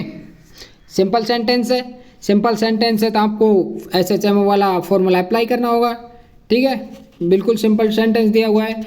तो यहाँ पे देखिए सब्जेक्ट क्या है, टुडे, आज, ठीक है, यहाँ पे टुडे, यहाँ पे टुडे सबसे फर्स्ट में आ जाएगा, फिर उसके बाद में आपका आएगा सब्जेक्ट, ठीक है, सब्जेक्ट इट, उसके बाद में आपकी आ जाएगी हेल्पिंग वर्ब इज, फिर आपकी आ जाएगी मेन रेनिंग यानी बरसना, ठीक है, नाउ, ठीक है, today it is raining now, okay, correct हो गया आपका सेंटेंस।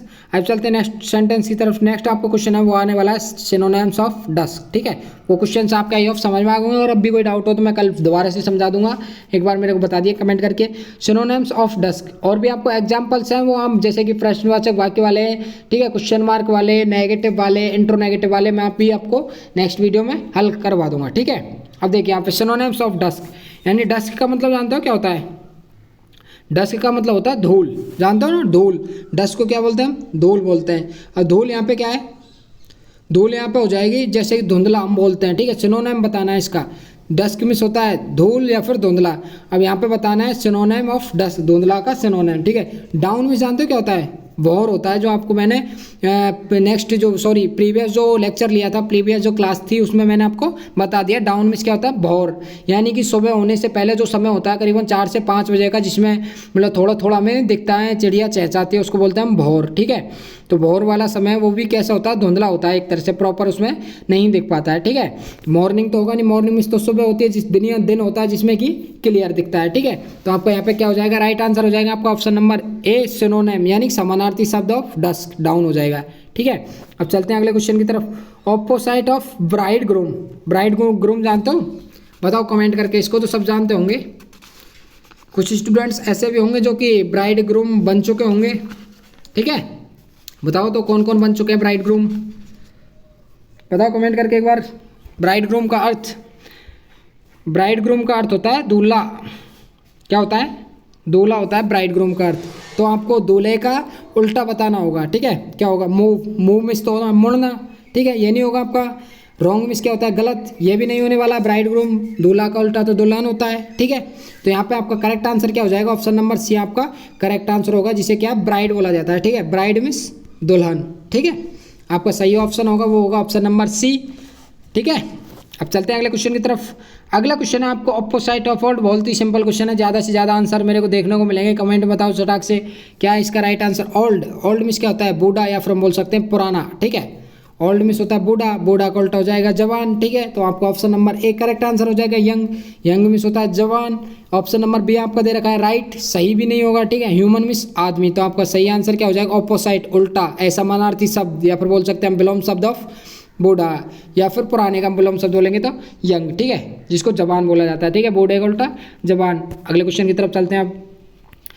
चूज करेक्ट स्पेलिंग, यानी करेक्ट स्पेलिंग का आपको चुनाव करना होगा। देखिए आपको सारे क्वेश्चंस की यहाँ पे प्रैक्टिस कराई जा रही है, यहाँ पे आइडियम्स प्लस में फ्रेजेज की आपको प्रैक्टिस कराई जाएगी, मुहावरों की, ठीक है। बने रहना लेकिन वीडियो में एंड में आपको मुहावरों की भी प्रैक्टिस कराई जाएगी, ओके। तो आपको करेक्ट स्पेलिंग का चुनाव करना होगा प्यारे साथियों।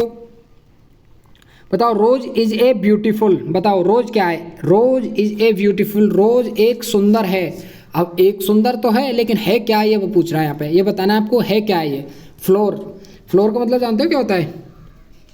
फ्लोर जो कि रोज है यहाँ पे डेली यूज में लेते हो, रोज काम में लेते हो, इसके बिना तो कुछ है भी नहीं है। क्या होता है बताओ, फ्लोर का अर्थ बताओ मेरे को एक बार, क्या होता है? कमेंट बॉक्स में कमेंट करके बता दो। फ्लोर, आटा जिसको हम बोलते हैं, आटा खाते हो ना आप, रोज रोटी खाते हो तो इसी के खाते हो, आटा फ्लोर बोला जाता है। तो एक गुलाब एक सुंदर आटा तो है नहीं है, जानते हो ना ये तो कि भाई सुंदर आटा है। कौन कौन सहमत है? रोज इज ए ब्यूटीफुल फ्लोर, गुलाब एक सुंदर आटा है कोई सहमत? नहीं है कोई भी, ठीक है। तो सेकंड ऑप्शन आ रहा है फ्लावर, यानी कि रोज इज ए ब्यूटीफुल फ्लावर, यानी गुलाब एक सुंदर पुष्प है, ठीक है। ये आपका सही ऑप्शन होगा, ऑप्शन नंबर बी। अब देखिए यहाँ पे क्या क्या आपको देखने को मिल सकता है, आपको घुमाने के लिए, आपको कंफ्यूज करने के लिए क्या क्या यहाँ पे एग्जामिनर जो यहाँ पे पेपर बनाने वाले होते हैं वो कैसे दे सकते हैं, आपको कैसे घुमाते हैं, ठीक है। फ्लोर यानी कि मील, जिसको आटा बोलते हैं, ठीक है, फ्लोर मील, आपने नाम तो सुना होगा फ्लोर मील। फ्लोर मील आटे की चक्की जिसको बोलते हैं, बहुत से वर्ड यूज में लेते हैं, बहुत से ज़्यादातर इंग्लिश लैंग्वेज में यूज लेते हैं फ्लोर मिल, यानी कि आटे की चक्की, आटा पीसने वाली चक्की। फ्लोर में होता है फूल, और ये फ्लोर इसका मतलब जानते हो FLOOR, FLOOR का मतलब क्या होता है? फर्श होता है, इसका अर्थ क्या होता है? फर्श, ठीक है। फर्श जो हम घरों में नहीं बोलते हैं, फर्श नीचे ज़मीन में फर्श करवाते हैं हम, वही फर्श हो रहा है, हमारे मकान का फर्श हो रहा है, वो फर्श होता है ये, ठीक है। प्रूफ, प्रूफ मीन्स क्या होता है जानते हो? प्रमाण, प्रूफ मीन्स क्या होता है? प्रमाण होता है, तो ये भी नहीं है आपका करेक्ट आंसर। अब ये क्या है? फॉलो, फॉलो मीन्स होता है अनुसरण करना, ठीक है। जैसे हमको जो भी नियम बताए जाए उनका अनुसरण करें, जो भी हमें, ठीक है, फॉर्मूलेज बताए जाए उनका हम अनुसरण करें, जो भी हमें बात बताई जाए उसका हमें ध्यानपूर्वक अनुसरण करें, ठीक है, राइट। तो यहाँ पे आपका राइट आंसर क्या होने वाला? ऑप्शन नंबर बी होगा आपका करेक्ट आंसर। अब देखते हैं अगला क्वेश्चन, अगला क्वेश्चन आपके लिए होने वाला है, वो होने वाला है all fill in the blanks Nandini come to the programme. All means होता है आपका सभी, नंदिनी, नंदिनी सभी, नंदिनी कैम मिस आना थर्ड फॉर्म में है, ठीक है। सेकंड फॉर्म में यहाँ पे कैम, ठीक है। कैम टू द प्रोग्राम यानी आना, आए, ठीक है। टू द प्रोग्राम यानी समारोह के लिए, ठीक है। तो all Nandini come to programme, बताओ क्या आएगा यहाँ पे? एक्सेप्ट, दो वर्ड आपको देने हैं, करेक्ट स्पेलिंग आपको चूज करना होगा यहाँ पे। बताओ एक्सेप्ट यानी को छोड़कर, एक्सेप्ट यानी स्वीकार करना, तो यहाँ पे क्या है? ऑप्शन नंबर बी एक्सेप्ट यानी स्वीकार करना, ठीक है, स्वीकार करना। तो ऑल एक्सेप्ट नंदिनी यानी ऑल सभी, एक्सेप्ट में होता है स्वीकार करके नंदिनी को, कैम टू दी प्रोग्राम यानी कि प्रोग्राम में आए, तो नंदिनी को स्वीकार करके तो भाई आएंगे नहीं वो, ठीक है। तो इसमें राइट आंसर क्या होगा आपका? ऑप्शन नंबर ए आपका राइट आंसर होगा except, except. All except Nandini, except का मतलब होता है को छोड़कर, ठीक है। क्या होता है? को छोड़कर, ठीक है।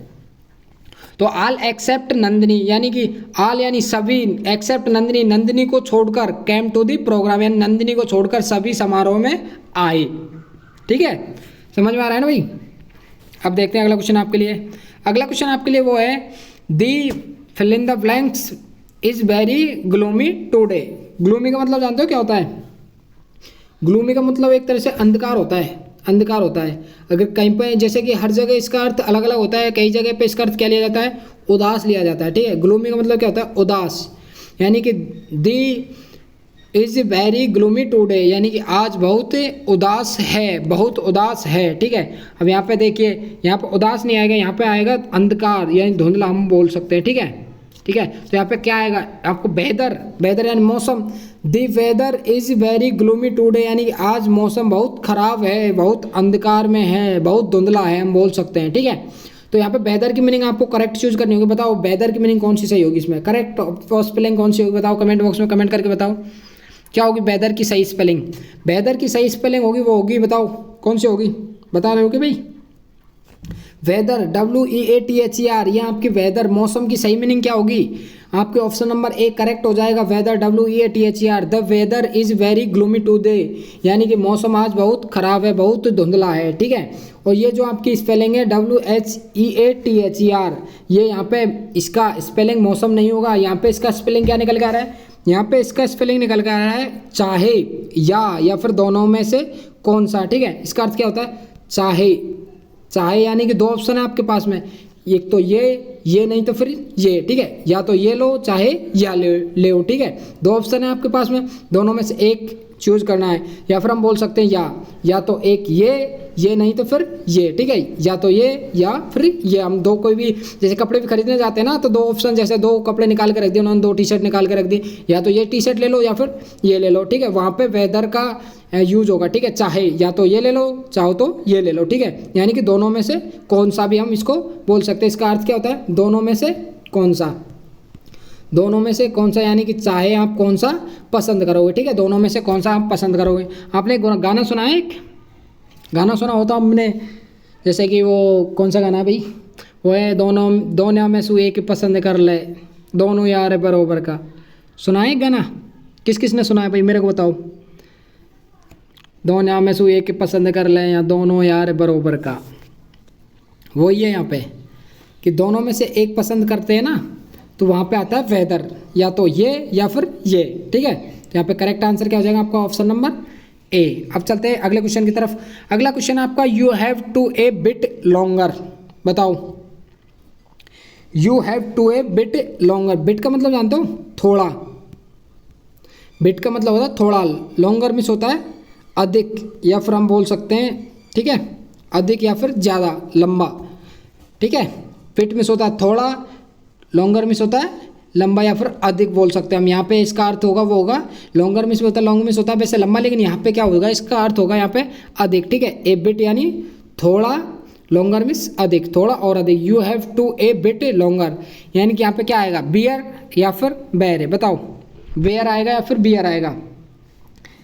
बियर क्या है जानते हो, बियर, बियर का अर्थ यहाँ पे क्या निकल रहा है,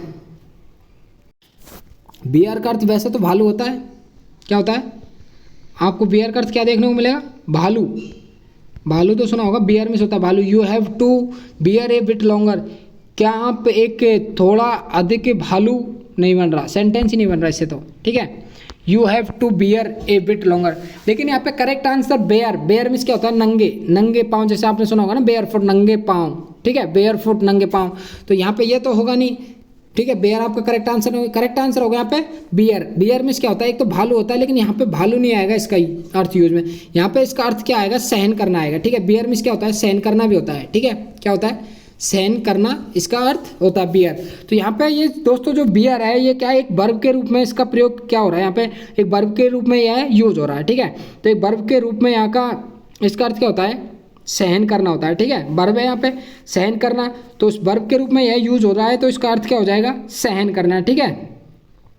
एक अगर ये नाउन की जगह यूज होता तो इसका अर्थ हो जाता भालू, लेकिन यहाँ पे तो क्या है ये मेन वर्ब की जगह यूज हो रहा है, ठीक है, वर्ब की जगह। तो वर्ब क्या है यहाँ पे सहन करना, तो बियर मीन्स क्या हो जाएगा सहन करना। तो आपका करेक्ट जो सेंटेंस होगा वो क्या हो जाएगा ऑप्शन नंबर ए आपका ऑप्शन करेक्ट हो जाएगा।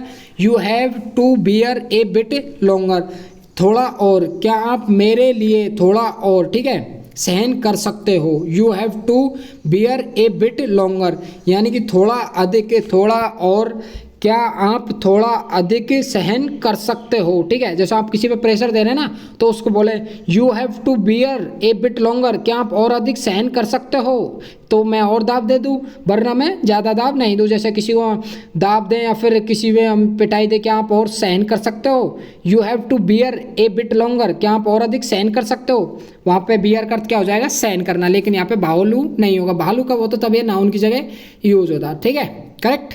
अब चलते हैं अगले क्वेश्चन की तरफ। अगला क्वेश्चन है आपका दैट वाज ए आंसर, क्या दैट वाज ए आंसर, यानी कि एक उत्तर था, दैट वह एक उत्तर था, एक्सीलेंट अब आपको एक्सीलेंट यानी शानदार, जिसको उत्कृष्ट हम बोल सकते हैं, शानदार या फिर उत्कृष्ट। एक्सीलेंट में क्या होता है? शानदार, ठीक है। तो वह एक शानदार आंसर है, दैट वाज एक्सीलेंट आंसर। अब एक्सीलेंट की मीनिंग कौन सी? हमें तो एक्सीलेंट की मीनिंग आती है, एक्सीलेंट आएगा, बट एक्सीलेंट है कौन सा इसमें बताओ भाई। यहाँ पे तो दोनों ही स्पेलिंग सेम दे रखी है, यहाँ पे तो दोनों स्पेलिंग सेम दे रखी, तो आप तो बोल दोगे, कोई सा ही लगा दोगे। यहाँ पे दोनों ही ऑप्शन सही है, ठीक है। ये थोड़ी टाइपिंग मिस्टेक हो गई भैया से, टाइपिंग मिस्टेक में ये यहाँ पे क्या है, EX जो सेकंड ऑप्शन है यहाँ पे क्या था, EXCELENT, यानी यहाँ पे डबल एल नहीं था, इसमें सिंगल एल था, ठीक है। तो यहाँ पे एक्सीलेंट की मीनिंग में तो डबल एल आता है, तो आपका कोई सा भी अभी तो कोई सा ही आंसर आप करेक्ट दे दो, ठीक है। लेकिन आपको क्वेश्चन वहाँ पे ध्यान रखना होगा, एग्जाम में जब वहाँ पे एग्जाम देने जाते हो तो वहाँ पे यहाँ पे एक्सीलेंट की मीनिंग क्या होगी, EXCELLENT। मैंने आपके लिए यहाँ पे 2 ऑप्शन रखे, बट वहाँ पे आपको 4 ऑप्शन देखने को मिलेंगे, ठीक है। तो आप अपना ध्यान रखना है, वहाँ पे बिल्कुल करेक्ट आंसर आपको लगाना होगा, ठीक है। यहाँ पे तो दोनों ही सही है, आप कोई सा भी आंसर दे सकते हो, ठीक है। That was a excellent answer, ठीक है। यह एक शानदार उत्तर था, ठीक है। वह एक शानदार उत्तर था, ठीक है। यहाँ पे थोड़ी बी ऑप्शन था, उसमें एक एल था, EXCELENT, ठीक है। तो आपको कंफ्यूज करने के लिए ये रखे गए हैं, ठीक है।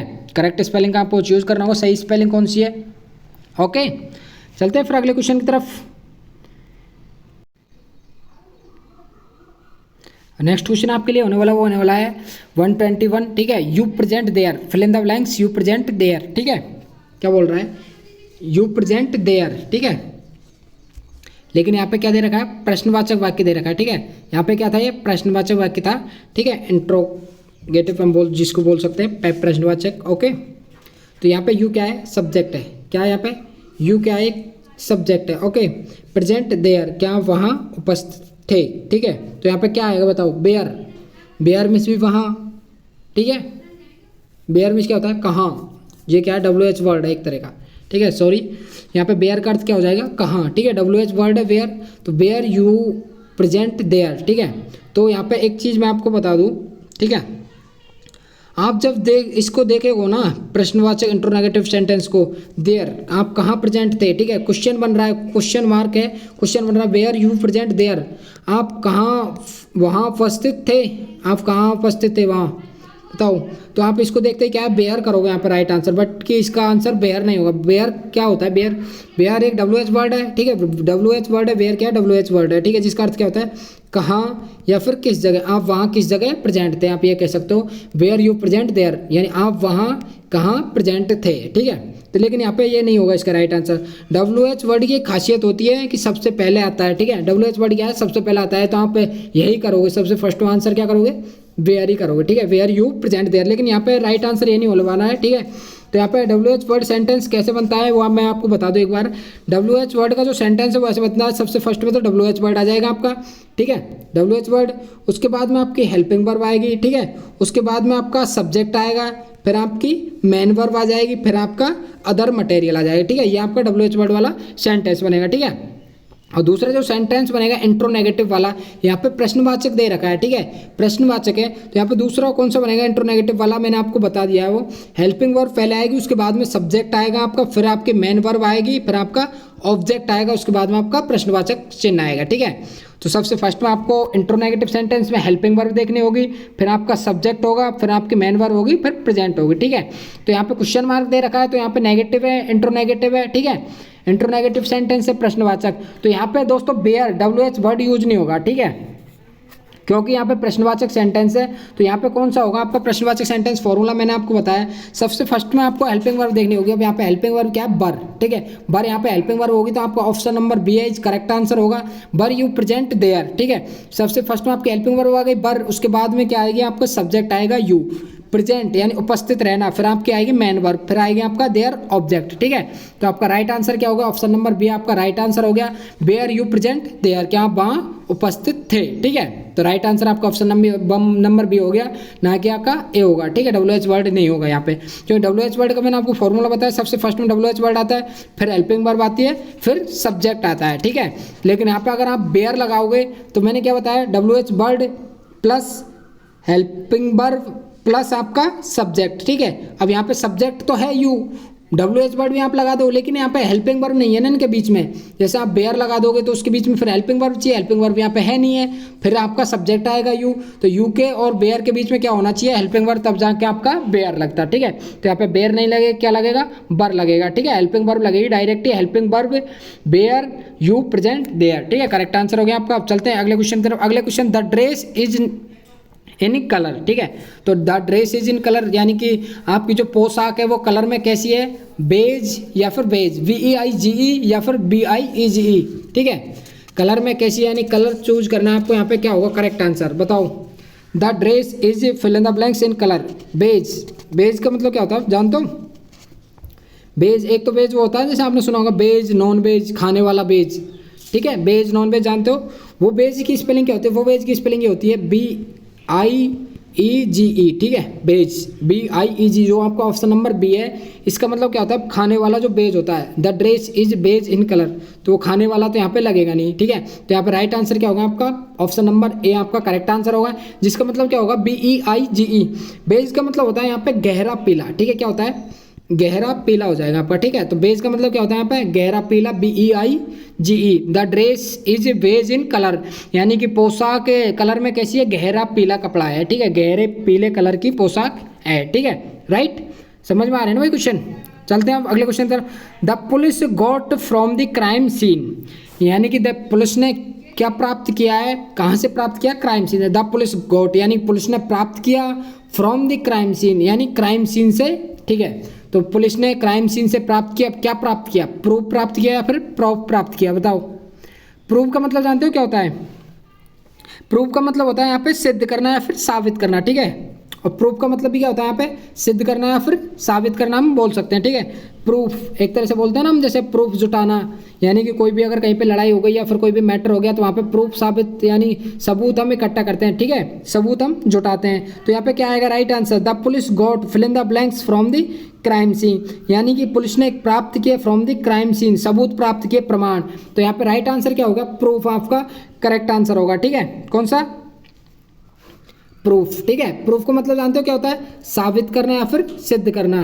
ठीक है, सॉरी एक मिनट रुको यार, प्रूफ का मतलब क्या होता है, सबूत। क्या होता है, प्रूफ का मतलब क्या होता है, सबूत या फिर हम बोल सकते हैं प्रमाण। ठीक है, the police got proof from the crime scene, यानी कि पुलिस ने क्या प्राप्त किया, पुलिस ने प्रूफ यानी सबूत प्राप्त किए, from the crime scene, police ने क्राइम सीन से सबूत प्राप्त किए। आपका option number B correct answer होगा।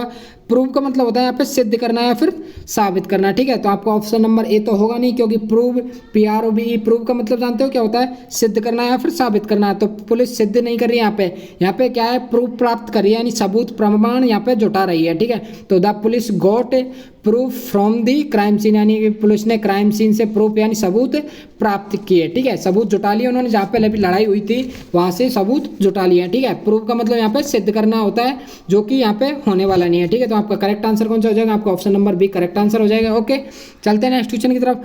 नेक्स्ट क्वेश्चन है आपके लिए, the teacher fill in the blanks the parents that she will look into their child's performance. ठीक है, तो द टीचर यानी कि एक अध्यापक क्या बोल रहा है, एक अध्यापक पिता उनके पेरेंट्स को बोल रहा है, स्टूडेंट्स के पेरेंट्स को, द टीचर एंश्योर्ड या फिर एश्योर्ड यानी कह रहा है दी पेरेंट्स को। ठीक है, that she will look into their child performance, यानी कि बच्चों के परफॉर्मेंस के बारे में जानेगा। ठीक है, क्या बोल रहा है, आपके बच्चों का परफॉर्मेंस देखेंगे, प्रदर्शन, परफॉर्मेंस को क्या बोलते हैं हम, प्रदर्शन बोलते हैं। ठीक है, परफॉर्मेंस यानी प्रदर्शन। द पेरेंट्स, ठीक है, द टीचर एंश्योर्ड या फिर एश्योर्ड कौन सा आएगा, the teacher ensured the parents that she will look into their child's performance. She will look यानी वह देखेगा, इनटू देयर चाइल्ड्स परफॉर्मेंस उनके बच्चों के प्रदर्शन को देखेगा। ठीक है, तो वो क्या कर रहा है यहाँ पे, एंश्योर। एंश्योर का मतलब जानते हो क्या होता है, ऑप्शन नंबर ए एंश्योर।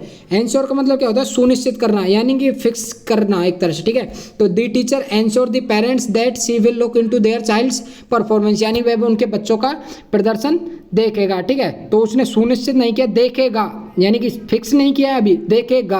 अब वो कभी भी देखे, 2 दिन 5 दिन 10 दिन 15 दिन बाद कभी भी देखे। ठीक है, एंश्योर मतलब होता है सुनिश्चित करना, एक तरह से फिक्स करना, तो उसने फिक्स नहीं किया यहाँ पे। ठीक है, तो आपका करेक्ट आंसर क्या हो जाएगा, यहाँ पे एश्योर्ड हो जाएगा। ठीक है, एश्योर्ड, ASSURED। एश्योर्ड का मतलब जानते हो क्या होता है, एश्योर्ड। एश्योर्ड का मतलब होता है यहाँ पे आश्वासन देना, ठीक है। एश्योर्ड का मतलब क्या होता है, आश्वासन देना। प्लीज आप नोट डाउन करते चलें जो भी मैं आपको मीनिंग्स बता रहा हूँ। आश्वासन देना, ठीक है, क्या होता है, आश्वासन देना, ठीक है, क्या होता है, आश्वासन देना। यानी कि the teacher assured the parents, यानी कि एक अध्यापक ने पेरेंट्स यानी बच्चों के माता पिता को आश्वासन दिया that she will look into their child's performance, यानी कि वह उनके बच्चों के, ठीक है, परफॉर्मेंस यानी परफॉर्मेंस, ठीक है, प्रदर्शन को देखेगा, ठीक है। तो क्या कह रहा है वो, मैं आपके बच्चों का प्रदर्शन देखेंगे, ठीक है, देखूंगा, कुछ भी बोल सकते हैं, ठीक है, आपके बच्चों का परफॉर्मेंस देखेंगे। आश्वासन दिया उनको, ना कि उन्होंने प्रदर्शित किया, ठीक है। अगर प्रदर्शित करते फिक्स कर देते तो एश्योर्ड ये आ जाता है एंश्योर्ड, यहाँ पे क्या आएगा, एश्योर्ड आएगा, ठीक है। तो प्यारे बच्चों यहाँ पे एश्योर्ड आ जाएगा, यानी कि वो आश्वासन दे रहा है मैं आपके बच्चों का परफॉर्मेंस देखूंगा, प्रदर्शन देखूंगा, ठीक है, हो गया करेक्ट। अब चलते हैं अगले क्वेश्चन की तरफ। Sahara is the largest in the world, यानी सहारा क्या है, लार्जेस्ट, बड़ा, इन दी वर्ल्ड यानी विश्व में, सहारा विश्व में बड़ा है। अब क्या है बताओ, सहारा यहाँ पे क्या है, एक रेगिस्तान है, मरुस्थल जिसको बोलते हैं, क्या है, सहारा रेगिस्तान है, ठीक है। सहारा क्या है, एक रेगिस्तान का नाम है, ठीक है, रेगिस्तान या फिर मरुस्थल हम बोल सकते हैं, ठीक है। सहारा रेगिस्तान या फिर मरुस्थल हम कह सकते हैं, ठीक है। तो सहारा इज द लार्जेस्ट डेजर्ट है, मरुस्थल रेगिस्तान है, ठीक है, क्या है, सहारा एक मरुस्थल या फिर रेगिस्तान का नाम है, ठीक है, नाम है सहारा मरुस्थल या फिर रेगिस्तान का, ठीक है। तो ये क्या है, एक रेगिस्तान है, ठीक है, नाम है उसका रेगिस्तान का, तो यहाँ पे रेगिस्तान आएगा। Sahara is the largest desert in the world, यानी कि सहारा विश्व में सबसे बड़ा रेगिस्तान है। बताओ अब डेजर्ट की स्पेलिंग कौन सी होगी, करेक्ट स्पेलिंग बताओ, डेजर्ट की करेक्ट स्पेलिंग क्या होने वाली है यहाँ पे, बताओ डेजर्ट की correct spelling, dessert DESSERT DESERT, बताओ कमेंट बॉक्स में कमेंट करके बताओ राइट आंसर क्या होने वाला है इसका, बताओ। सबसे बड़ा, बताओ, सुपरलेटिव डिग्री है, सबसे बड़ा, लार्जेस्ट, लार्जेस्ट क्या है, सुपरलेटिव डिग्री है, सबसे बड़ा, ठीक है, बताओ। डेजर्ट की मीनिंग क्या होगी, डेजर्ट की मीनिंग होती है DESERT, ओके।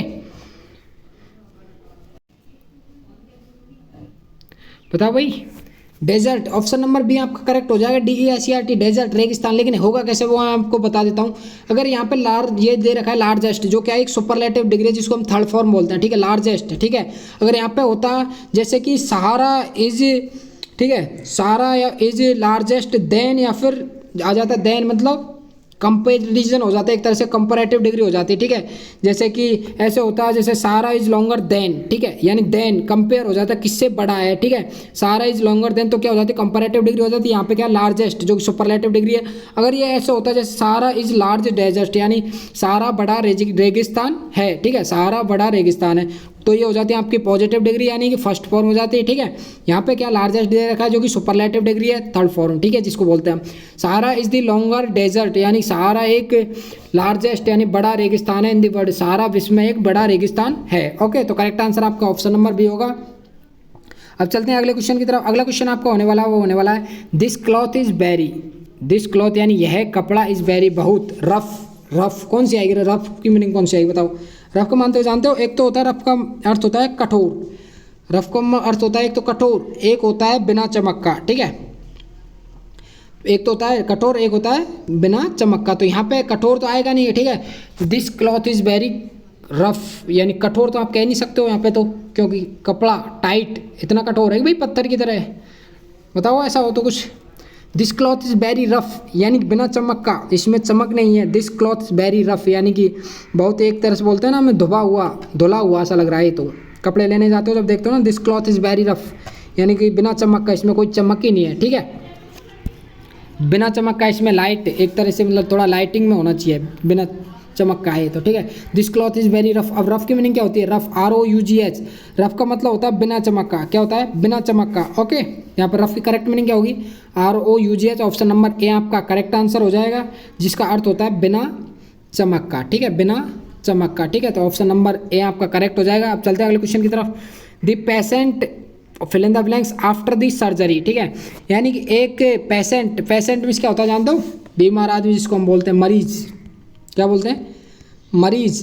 द पेशेंट बाज, यानी कि मरीज था आफ्टर द सर्जरी, सर्जरी से बाद में, ठीक है।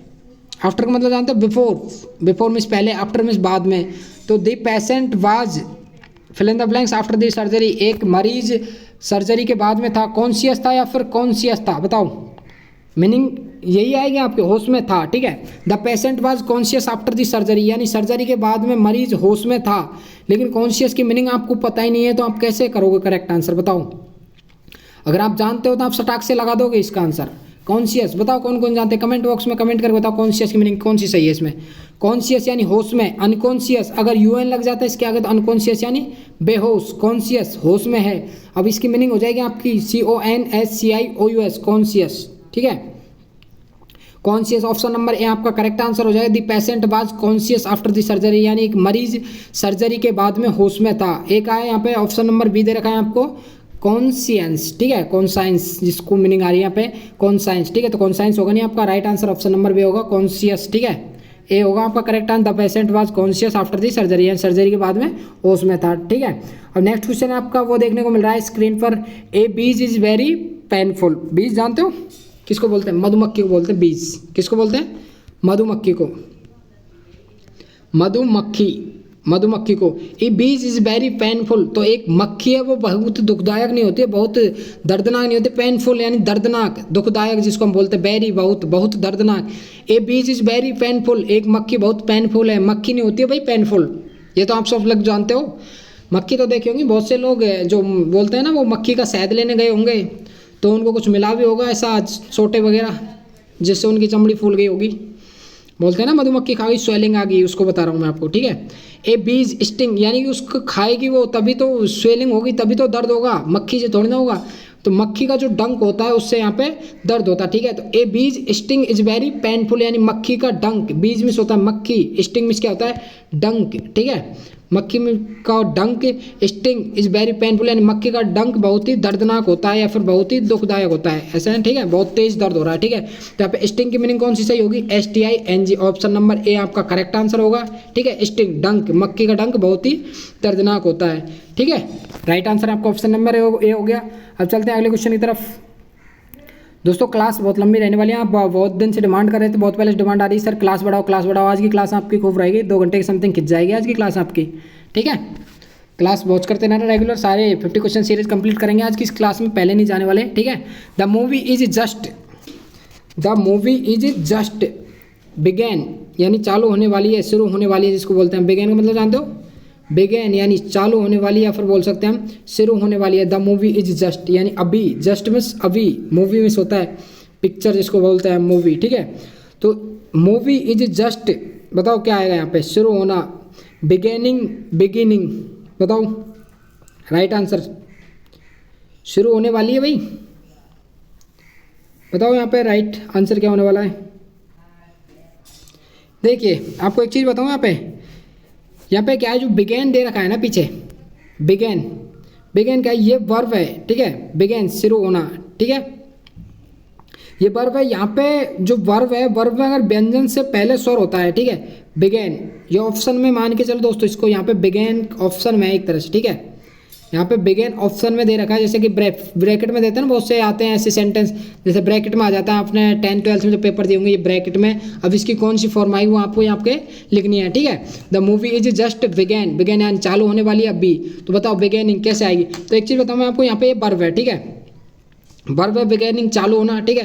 तो यहाँ पे वर्ब में क्या होता है, अगर वर्ब में व्यंजन से पहले अगर स्वर होता है, देखिए एक मिनट, यहाँ पे वर्ब दिख रही है, अब यहाँ पे लास्ट में क्या है, ये व्यंजन है एन, ठीक है, स्वर क्या है यहाँ पे आई, तो यहाँ पे व्यंजन से पहले स्वर आ रहा है, स्वर कौन से होते हैं, AEIOU, ठीक है, ये स्वर है आपके। तो यहाँ पर अगर व्यंजन से पहले आपको वर्ब में अगर स्वर दिख जाता है, ठीक है, अगर कोई भी वर्ब है उसमें व्यंजन से पहले आपको स्वर दिख जाता है, तो यहाँ पे क्या है, व्यंजन डबल होकर ING लग जाता है। क्या लग जाता है, जो व्यंजन है वो तो डबल हो जाएगा, यानी एन है तो एन डबल हो जाएंगे और ING लग जाएगा, ठीक है। तो क्या हो जाएगी इसकी स्पेलिंग, BEGINNING, यानी बिगिनिंग, ठीक है। आया ना भाई समझ में, बिगिन यानी कि व्यंजन से पहले स्वर है तो व्यंजन डबल होकर ING लग जाएगा आपका, ठीक है। तो क्या हो जाएगा यहाँ पे, the movie is just beginning, ठीक है। तो यहाँ पे कौन सा आएगा बताओ, जी डबल नहीं होंगे भाई, यहाँ पे एन डबल होंगे, बहुत से स्टूडेंट्स जी लगा देते होंगे, ठीक है, लगा रहे भी होंगे बहुत से, डबल जी नहीं होगा, यहाँ पे एन है वो डबल हो जाएगा, ठीक है। तो एन डबल कौन सी स्पेलिंग में आपका, BEGINNING, ठीक है। बिगेनिंग, बिगेनिंग यानी चालू होने वाली है, शुरू होने वाली है, हम ये बोल सकते हैं, ठीक है। तो the movie is just beginning, ये आपको भाई ब्रैकेट में लगाने ना, नोट डाउन कर रहे हो तो, ठीक है। बिगेन, बिगेन की जगह पे क्या आएगा, यहाँ पे बिगेनिंग आएगा, ओके। जैसे बोलते हैं ना कट, कट का अर्थ क्या होता है, काटना होता है। तो कट में क्या है, डबल TING कर देते हैं हम, तो ये क्या हो जाता है, कटिंग, काटना, ओके। इसी तरह इसमें किया गया है। अब अगला क्वेश्चन देखते हैं आपको 130 question. The baby was with his mother, यानी बेबी मीन्स क्या होता है जानते हो, बच्चा, ठीक है। बेबी वाज था, विद हिज मदर उसकी माँ के साथ में, ठीक है। तो एक बेबी उसकी माँ के साथ में था, तो क्या कर रहा था बताओ, टाल्किंग, टेकिंग, क्या आएगा यहाँ पे, बातचीत कर रहा था। The baby was talking with his mother, यानी एक बच्चा, बेबी मीन्स बच्चा, वाज मीन्स था, विद मिस साथ में, हिज मिस उसकी, मदर मिस माता जी, यानी एक बच्चा उसकी माता जी के साथ में था। अब क्या कर रहा था वो, टाल्किंग, बातें, ठीक है। तो यहाँ पर राइट आंसर क्या हो जाएगा, ऑप्शन नंबर ए आपका करेक्ट आंसर होगा प्यारे बच्चों। Talking, the baby was talking with his mother, यानी एक बच्चा उसकी माँ के साथ में बातें कर रहा था, ठीक है। यहाँ पे टेकिंग का अर्थ हो रहा है, टेक मिस होता है लेना, ठीक है। टेक मिस क्या होता है, लेना, तो कुछ लेगा थोड़ी ना, हम अपनी माँ के साथ में लेगा, ठीक है। तो यहाँ पर राइट आंसर क्या होगा, the baby was talking with the mother, ठीक है। तो यानी एक बच्चा उसकी माँ के साथ में बातें कर रहा था, ओके। समझ में आ रहा है ना भाई। एक चीज़ और बताऊँ आपको, अगर आपको प्रीवियस की वीडियोस नहीं देखी हो तो आपने वो प्रीवियस की वीडियो प्लेलिस्ट में जाकर देखिए, ठीक है। वहाँ पे सारी वीडियोस अपलोडेड है, ठीक है। और वीडियो को भाई अभी तक लाइक नहीं किया तो एक बार लाइक कर दो। सेशन आपका काफ़ी लंबा लेने वाले हैं और साइंस की क्लास भी आने वाली है आपकी शाम को, ठीक है।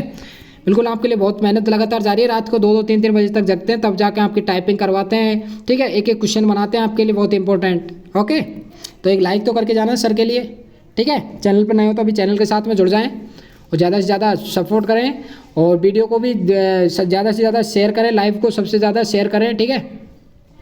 जितने जुड़वा सकते हो आप उतनी हेल्प करो, मैं आपकी जितनी मदद कर रहा हूँ, ठीक है। आप भी मेरी मदद करो, आप जितने शेयर कर सकते हो उस पर शेयर कीजिए लाइव को एक बार, ओके। वीडियो को अभी तक लाइक नहीं किया है लाइव को तो लाइक कर दीजिए, ठीक है। ऑपोजिट ऑफ टेक, यानी टेक का उल्टा बताना। टेक मिस क्या होता है, लेना, जानते हो ये तो सब, बहुत सिंपल क्वेश्चन है। टेक मिस लेना होता है, टेकिंग मिस भी लेना होता है, ठीक है। यहाँ पर ऑपोजिट पूछा उल्टा। गिव मिस क्या होता है, देना, तो आपका राइट आंसर क्या हो जाएगा, गिव, देना, ठीक है। राइट आंसर क्या होगा, ऑप्शन नंबर बी आपका करेक्ट आंसर हो जाएगा।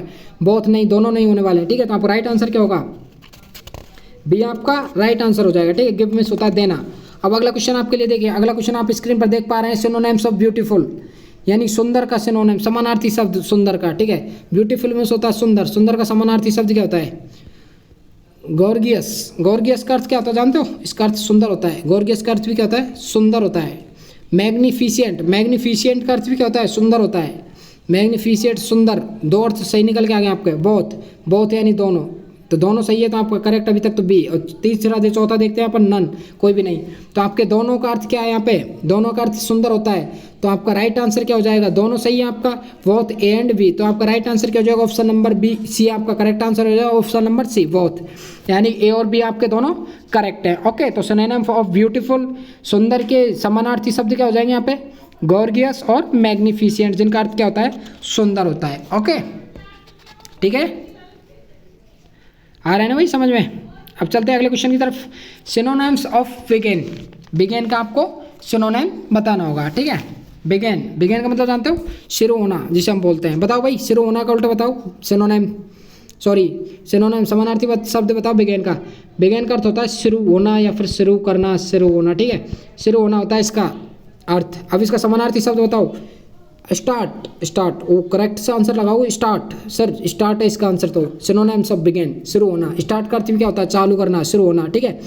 मोटर स्टार्ट की होगी सभी लोगों ने की है, गांव से बिलोंग करते होंगे आप, सिटी में भी, लेकिन गांव में ज़्यादा चलाते हैं स्टार्ट। स्टार्टर को दबा के आओ भाई, स्टार्टर मतलब चालू करने वाला, मोटर को चालू करने वाला, स्टार्ट करके आओ, चालू करो। मोटरसाइकिल को भी स्टार्ट करते हैं, ठीक है। बाइक, फोर व्हीलर्स को सब चलाते होंगे, ठीक है। तो स्टार्ट यहाँ पे क्या हो जाएगा, चालू। बिगेन का अर्थ भी क्या होता है, शुरू करना, ठीक है, शुरू होना। यहाँ का स्टार्ट का अर्थ भी क्या होता है, शुरू होना। तो एक तो ये निकल के आ गया, इनिशिएट, इनिशिएट मीन्स भी क्या होता है, शुरू होना होता है आपका, ठीक है। इनिशिएट का मतलब क्या होता है? शुरू होना। इनिशिएट मतलब उत्तेजित करना होता है एक तरह से। इनिशिएट का मतलब होता है उत्तेजित करना, उत्तेजित यानी उसको जो स्पीड है उसकी उससे अधिक बढ़ाना, ठीक है। इनिशिएट यानी कि जो रखा हुआ है वो उसको एक तरह से आगे बढ़ाना या फिर उत्तेजित करना, या फिर बोल सकते हैं हम चालू करना। इनिशिएट का अर्थ भी क्या होता है? चालू करना ही होता है, ठीक है। इनिशिएट का अर्थ भी यहाँ पे क्या निकल के आ रहा है? चालू। तो दो ऑप्शन आपके सही निकल के आ गए। अब बोथ सी, आपका सी ऑप्शन करेक्ट होगा क्योंकि यहाँ पे दोनों आपके सही हैं, ए और बी, ठीक है। तो आपका सी आंसर है वो करेक्ट होगा, ठीक है। डी क्या है? ऑपोज। ऑपोज का मतलब जानते हो? ऑपोज का मतलब क्या होता है? डी। ऑपोज का मतलब होता है उल्टा। क्या होता है? उल्टा होता है। उल्टा या फिर हम कह सकते हैं विरोध करना एक तरह से, ठीक है। विरोध करना, विरोध करना। तो आपको सिनोनिम्स ऑफ बिगिन यानी समानार्थी शब्द बताना है आपको, तो ठीक है। तो यहाँ पे समानार्थी शब्द क्या हो जाएंगे आपके? स्टार्ट और इनिशिएट, ठीक है। तो आपका ऑप्शन नंबर सी है वो करेक्ट आंसर होगा। ओके, तो ऑप्शन नंबर सी बहुत आपका राइट आंसर होगा, ठीक है।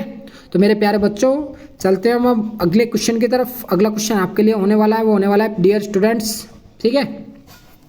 तो my dear lovely students, synonym of wig. बहुत सिंपल क्वेश्चन है। ऐसे सिंपल क्वेश्चंस भी आपके लिए डाले जाते हैं ताकि जो लो लेवल से जो स्टूडेंट्स स्टडी कर रहे हैं, ठीक है, जो कि कमज़ोर बच्चे हैं, उनको ऐसा नहीं लगे कि भाई बहुत ही ये तो हाई लेवल का है, ठीक है।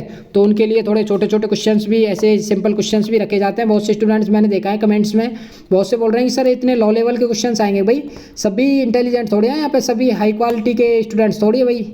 सभी यहाँ पे इंटेलिजेंट हो, कुछ लो क्वालिटी के भी तो है जिनके थोड़ी कमज़ोर है, जो गवर्नमेंट स्कूल से निकले हुए हैं, ठीक है, जिनकी प्रिपरेशन थोड़ी वीक हो, प्लस में उनकी स्टडी भी ऐसी नहीं हो, तो उनके लिए सारे क्वेश्चंस रखने पड़ते हैं भाई को शुरू से, और बिल्कुल जीरो से हीरो बनाने का काम किया जाता है। क्या? जीरो से हीरो बनाने का काम किया जाता है। उनको लो लेवल से हाई लेवल की तरफ ले जाया जाएगा, तो उनको लो लेवल के क्वेश्चन बताए जाएंगे ना। बताओ हो या एग्री नहीं हो? बताए जाएंगे ना, हाँ उसी लिए। तो बताओ सिनोनिम बिग। बिग मीन्स होता बड़ा, तो बड़े का सिनोनिम बताओ आप यहाँ पे। एनोर्मस। एनोर्मस का मतलब जानते हो? विशाल। एनोर्मस का मतलब विशाल। तो यहाँ पे बिग, बिग मीन्स भी क्या होता है? बड़ा या फिर विशाल। तो एक तो ये निकल के आ गया आपका एनोर्मस, और एक होता है गिग्नास्टिक। गिग्नास्टिक का मतलब जानते हो? बड़ा, ठीक है। इसका अर्थ तो होता है बड़ा, इसका होता है एनोर्मस का होता है विशाल, ठीक है। तो विशाल या फिर बड़ा एक ही बात है। बिग को हम विशाल भी बोल सकते हैं, बड़ा भी बोल सकते हैं। दो आपके ऑप्शन सही निकल के आ गए। अब तीसरा देखते हैं बहुत। बहुत यानी कि ये भी आपका सही है क्योंकि ये दोनों आपके सही है, सेम आंसर निकल के आ रहे हैं, समानार्थी शब्द है। तो बहुत आपका करेक्ट आंसर हो जाएगा। ऑप्शन नंबर सी आपका करेक्ट आंसर हो गया। यानी एनोर्मस का मतलब क्या होता है? विशाल। गिग्नास्टिक का मतलब क्या होता है? बड़ा, ठीक है। तो बहुत आपका सही आंसर हो जाएगा सी, ठीक है। आपका चौथा ऑप्शन है वो आपका नन, ठीक है। तो नन नहीं होगा आपका, राइट आंसर हो जाएगा, वो हो जाएगा ऑप्शन नंबर सी। अब चलते हैं अगले क्वेश्चन की तरफ। Synonyms of brave. ब्रेव का आपको सिनोनिम बताना है। बताओ ब्रेव मीन्स क्या होता है? बहादुर। जानते हो ना? ब्रेव मीन्स क्या होता है? बहादुर होता है। ब्रेव मीन्स होता है बहादुर, जिसको हम साहसी बोलते हैं। क्या बोलते हैं? साहसी। ब्रेव मीन्स बहादुर या फिर साहसी या फिर हिम्मत वाला हम बोल सकते हैं, ठीक है। हिम्मत वाला जिसको बोला जाता है। बताओ ब्रेव, बहादुर, साहसी, हिम्मत वाला जिसको बोला जाता है, बताओ क्या है उसका समानार्थी शब्द? ब्रेव, बहादुर। कोवार्ड। कोवार्ड का मतलब जानते हो क्या होता है? कोवार्ड का मतलब होता है कायर। क्या होता है? कायर। तो बहादुर का समानार्थी शब्द तो कायर तो होगा नहीं भाई। कायर में और बहादुर में तो जमीन आसमान का फर्क है, ठीक है। कायर तो डरपोक को बोलते हैं, ठीक है। तो यहाँ पे डरपोक तो होगा नहीं। ब्रेव, बहादुर, हिम्मत वाला जिसको साहसी हम बोलते हैं, ठीक है। तो ये तो होगा नहीं। अब आपका ये कि दूसरा आता है कॉर्गियस, ठीक है। कॉरेगियस, साहसी। इसका अर्थ क्या होता है? साहसी, ठीक है। कॉरेगियस का मतलब क्या होता है? साहसी होता है, ठीक है। तो आपका ब्रेव का समानार्थी शब्द क्या होगा? साहसी। ऑप्शन नंबर बी एक तो ये निकल के आ गया सही। और इनिशिएट, इनिशिएट का मतलब क्या होता है? उत्तेजित करना। तो ये भी नहीं होगा आपको राइट आंसर। डी नन, ये भी नहीं होगा। तो आपका राइट आंसर क्या होगा प्यारे स्टूडेंट्स और डियर लवली स्टूडेंट्स? आपका यहाँ पे राइट आंसर होगा वो होगा ऑप्शन नंबर बी, कॉर्गियस, ठीक है। कॉर्गियस, ठीक है, जिसको कॉरेगियस भी बोला जाता है। तो आपको कॉरेगियस का मतलब क्या होगा? साहसी। और आपको बहादुर, ब्रेव, बहादुर, साहसी का ही आपको सिनोनिम बताना है, ठीक है। राइट, ऑप्शन नंबर बी आपका करेक्ट आंसर हो जाएगा। अब यहाँ आपको यहाँ पे सिनोनिम पूछा, अगर यहाँ पे उल्टा पूछ लेता ब्रेव, बहादुर का उल्टा क्या हो जाएगा? तो यहाँ पे बहादुर का उल्टा क्या हो जाता? बहादुर का उल्टा हो जाता है यहाँ पे क्या? कायर। कोवार्ड जिसको बोला जाता है। कायर को क्या बोला जाता है? कायर को क्या बोला जाता है? कोवार्ड इंग्लिश में, ठीक है। तो यहाँ पे कोवार्ड मीन्स कायर। तो अगर यहाँ पे पूछ ले जाए ऑपोजिट ऑफ ब्रेव, यानी ब्रेव का विलोम शब्द या फिर असमानार्थी शब्द बताओ, तो क्या हो जाता है? यहाँ पे कोवार्ड हो जाता है, ठीक है। कोवार्ड ये इसको बोलता है कायर, तो ब्रेव का उल्टा क्या हो जाएगा कायर। या फिर आपसे अगर ऐसे पूछ ले जैसे कायर का उल्टा क्या हो जाएगा, तो कायर मीन्स क्या होता है कायर होता है, कोवार्ड मीन्स होता है कायर, तो कायर का उल्टा क्या हो जाएगा यहाँ पे ब्रेव हो जाएगा बहादुर। ओके, एक क्वेश्चन से आपके 3 क्वेश्चन से निकाल दिए। देखो ऐसे क्वेश्चन से क्वेश्चन निकालना सीखो, आप खुद क्वेश्चन से क्वेश्चन निकालना सीखो, सेल्फ स्टडी। जैसे एक क्वेश्चन से जैसे ही मैं बताता हूँ आपको, तो इससे और क्वेश्चंस कैसे निकल सकते हैं। जैसे मैंने बता दिया सिनोनिम्स ऑफ ब्रेव, कोवार्ड मीन्स होता है कायर, ठीक है, कोरेगियस मीन्स होता है बहादुर, ठीक है, साहसी जिसको बोलते हैं। तो यहाँ पे सिनोनिम तो कोरेगियस निकल के आ गया, कोवार्ड मीन्स मैंने कायर बताता है जो कि इसका उल्टा होता है। आप खुद भी थोड़ा दिमाग लगाओ, ठीक है, तो आपको सारा सेल्फ स्टडी के थ्रू भी आपको रेडी करना है मटेरियल। ओके, तो यहाँ पे आपके 3 क्वेश्चन निकल के आ गए। अब देखते हैं सिनोनिम ऑफ क्वेश्चन। भाई यहाँ पे तो क्वेश्चन का ही प्रश्न का ही उल्टा पूछ लिया भाई, ये तो आपको बताना पड़ेगा भाई प्रश्न का उल्टा क्या होता है, आंसर होता है। बोल देंगे, बोलो बोलो, बहुत से स्टूडेंट बोलेंगे भाई क्वेश्चन का मतलब होता है प्रश्न, प्रश्न का उत्तर, प्रश्न का उल्टा होता है क्या आंसर, ठीक है।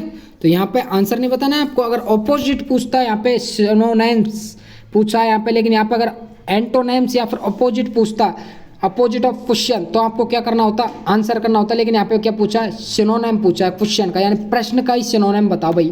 प्रश्न ऐसा शब्द बताओ हमें जो कि आपको समानार्थी शब्द लगे प्रश्न का, ठीक है। तो आपको 4 ऑप्शन मिलेंगे, 4 में से आपको एक ऐसा शब्द देखना होगा, एक या फिर आपको 2 भी मिल सकते हैं, ठीक है, लेकिन आपको 2 भी ऑप्शन वहाँ पे देखने को मिल सकते हैं। कैसे 2 दे देगा, फिर आपको बोथ ए एंड बी भी दे सकता है, ठीक है, जैसे मैंने दे रखे हैं ऑप्शन नंबर सी, ठीक है। तो यहाँ पे आपको समानार्थी शब्द बताना है क्वेश्चन का। बताओ फिर आस्क, आस्क मीन्स जानते हो पूछना, आस्क मीन्स क्या होता है पूछना, आस्क मीन्स होता है पूछना। और इंक्वायरी मीन्स भी क्या होता है पूछना, इंक्वायरी जिसको हम बोलते हैं इंक्वायरी, इंक्वायरी बहुत इंक्वायरी की होगी भाई बच्चों ने, इंक्वायरी करते हैं ना, पूछताछ जिसको बोलते हैं हम, पूछताछ बोला जाता है। इंक्वायरी मीन्स क्या होता है पूछताछ, आस्क मीन्स भी क्या होता है पूछना। और क्वेश्चन का मतलब भी क्या होता है प्रश्न, लेकिन प्रश्न क्या होता है, प्रश्न का मतलब जानते हो क्वेश्चन, प्रश्न, प्रश्न किस लिए दिया जाता है, क्योंकि प्रश्न का हमें आंसर देना होता है, तो वो पूछता है हमें, प्रश्न में क्या करता है वो पूछता है हमें, ठीक है। तो यहाँ पे क्वेश्चन का अर्थ भी क्या निकल कर रहा है प्रश्न, ठीक है। क्वेश्चन का मतलब होता है पूछना एक तरह से, आस्क या फिर इंक्वायरी पूछताछ करना हम बोल सकते हैं, ठीक है। तो यहाँ पे आपका राइट आंसर क्या होगी, ऑप्शन नंबर सी आपका करेक्ट आंसर होगा मेरे प्यारे बच्चों, प्यारे साथियों, मेरे प्यारे लवली स्टूडेंट्स। यहाँ पे आपका आस्क एंड इंक्वायरी दोनों ही आपके सही आंसर होंगे, ठीक है। तो यहाँ पे ऑप्शन नंबर सी आपका करेक्ट आंसर हो जाएगा। सिनोनिम्स ऑफ क्वेश्चन, प्रश्न का यहाँ पे समानार्थी शब्द क्या हो जाएगा आस्क या फिर इंक्वायरी हम इसको बोल सकते हैं, ठीक है, पूछना या फिर पूछताछ जिसे कहा जाता है। ओके, अब चलते हैं अगले क्वेश्चन की तरफ। Opposite of arrive, arrive means जानते हो पहुँचना जिसको हम बोलते हैं, अराइव मीन्स होता है पहुँचना, ठीक है, पहुँचना।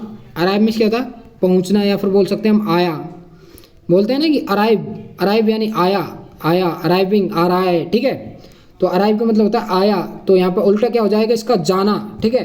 तो आपको ऐसी मीनिंग बतानी है यहाँ पे जो अराइव की उल्टी हो, अपोजिट पूछ रहा है, यहाँ पे क्या पूछ रहा है अपोजिट, अराइव का अपोजिट, अपोजिट क्या हो जाएगा अराइव का अपोजिट हो जाएगा डिपार्ट, ठीक है, डिपार्ट। अब डिपार्ट कैसे होगा भाई, बोल सकते हैं आप सर ये कैसे हो गया, आप कैसे आप एक तरह से दादागिरी कर रहे हो हम पे मतलब जोरी से करवा रहे हो ऐसे आंसर सही, ठीक है।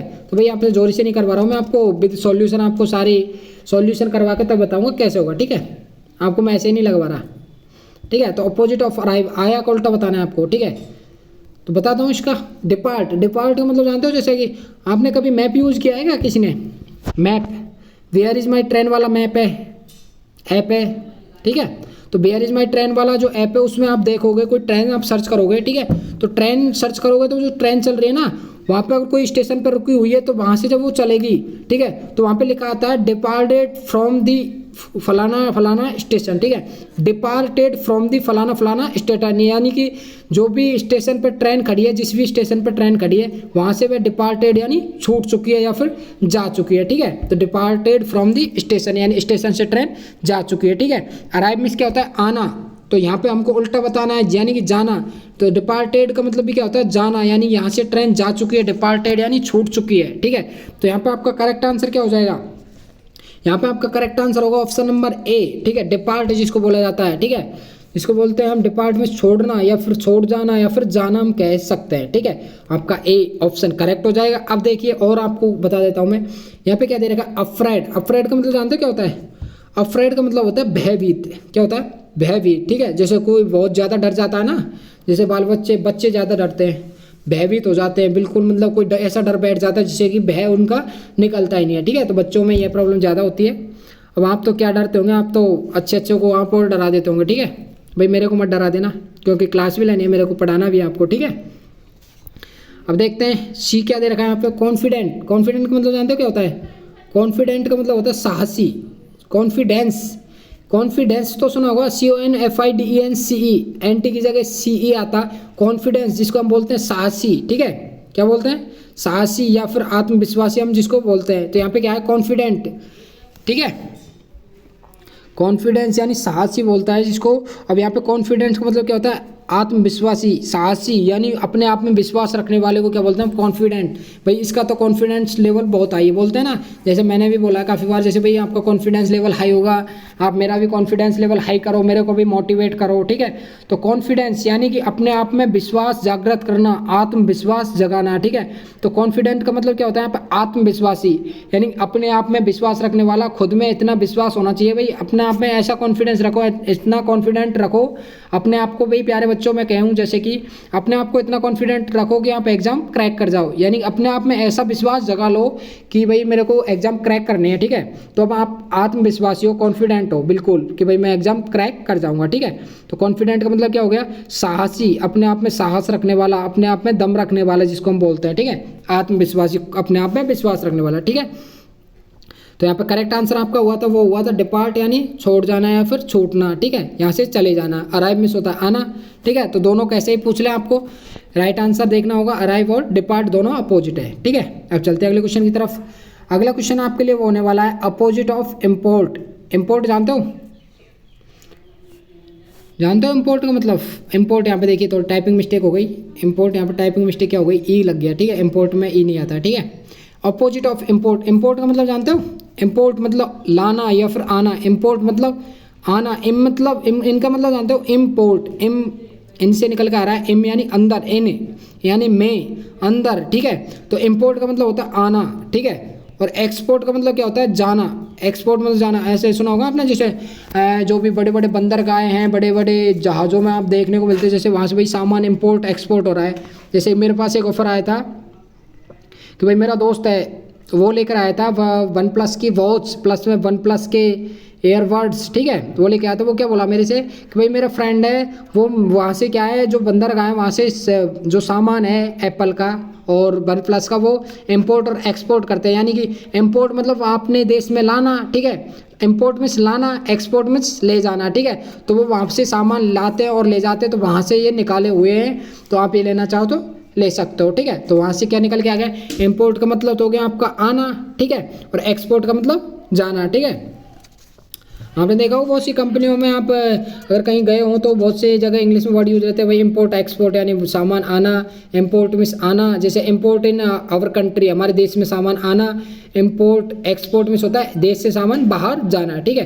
तो यहाँ पे ऑपोजिट पूछा है आपसे, उल्टा। तो इम्पोर्ट का उल्टा क्या हो जाएगा? यहाँ पे एक्सपोर्ट हो जाएगा, ठीक है। तो आपका करेक्ट आंसर होगा मेरे प्यारे बच्चों, मेरे प्यारे साथियों, यहाँ पे करेक्ट आंसर आपका होगा एक्सपोर्ट, ठीक है। इंपॉर्टेंट मीन्स क्या होता है? महत्वपूर्ण होता है। इंपॉर्टेंट मीन्स क्या होता है? महत्वपूर्ण होता है। तो यहाँ पे महत्वपूर्ण आपका सही आंसर नहीं होगा। प्लस में आपका बहुत, यानी कि दोनों भी आपके सही नहीं होंगे, नन भी आपका सही नहीं होगा, है ना। तो मेरे प्यारे लॉलीपॉप्स, यहाँ पे राइट आंसर क्या होगा आपका? एक्सपोर्ट, ठीक है। तो आपका बी ऑप्शन यहाँ पे करेक्ट हो जाएगा।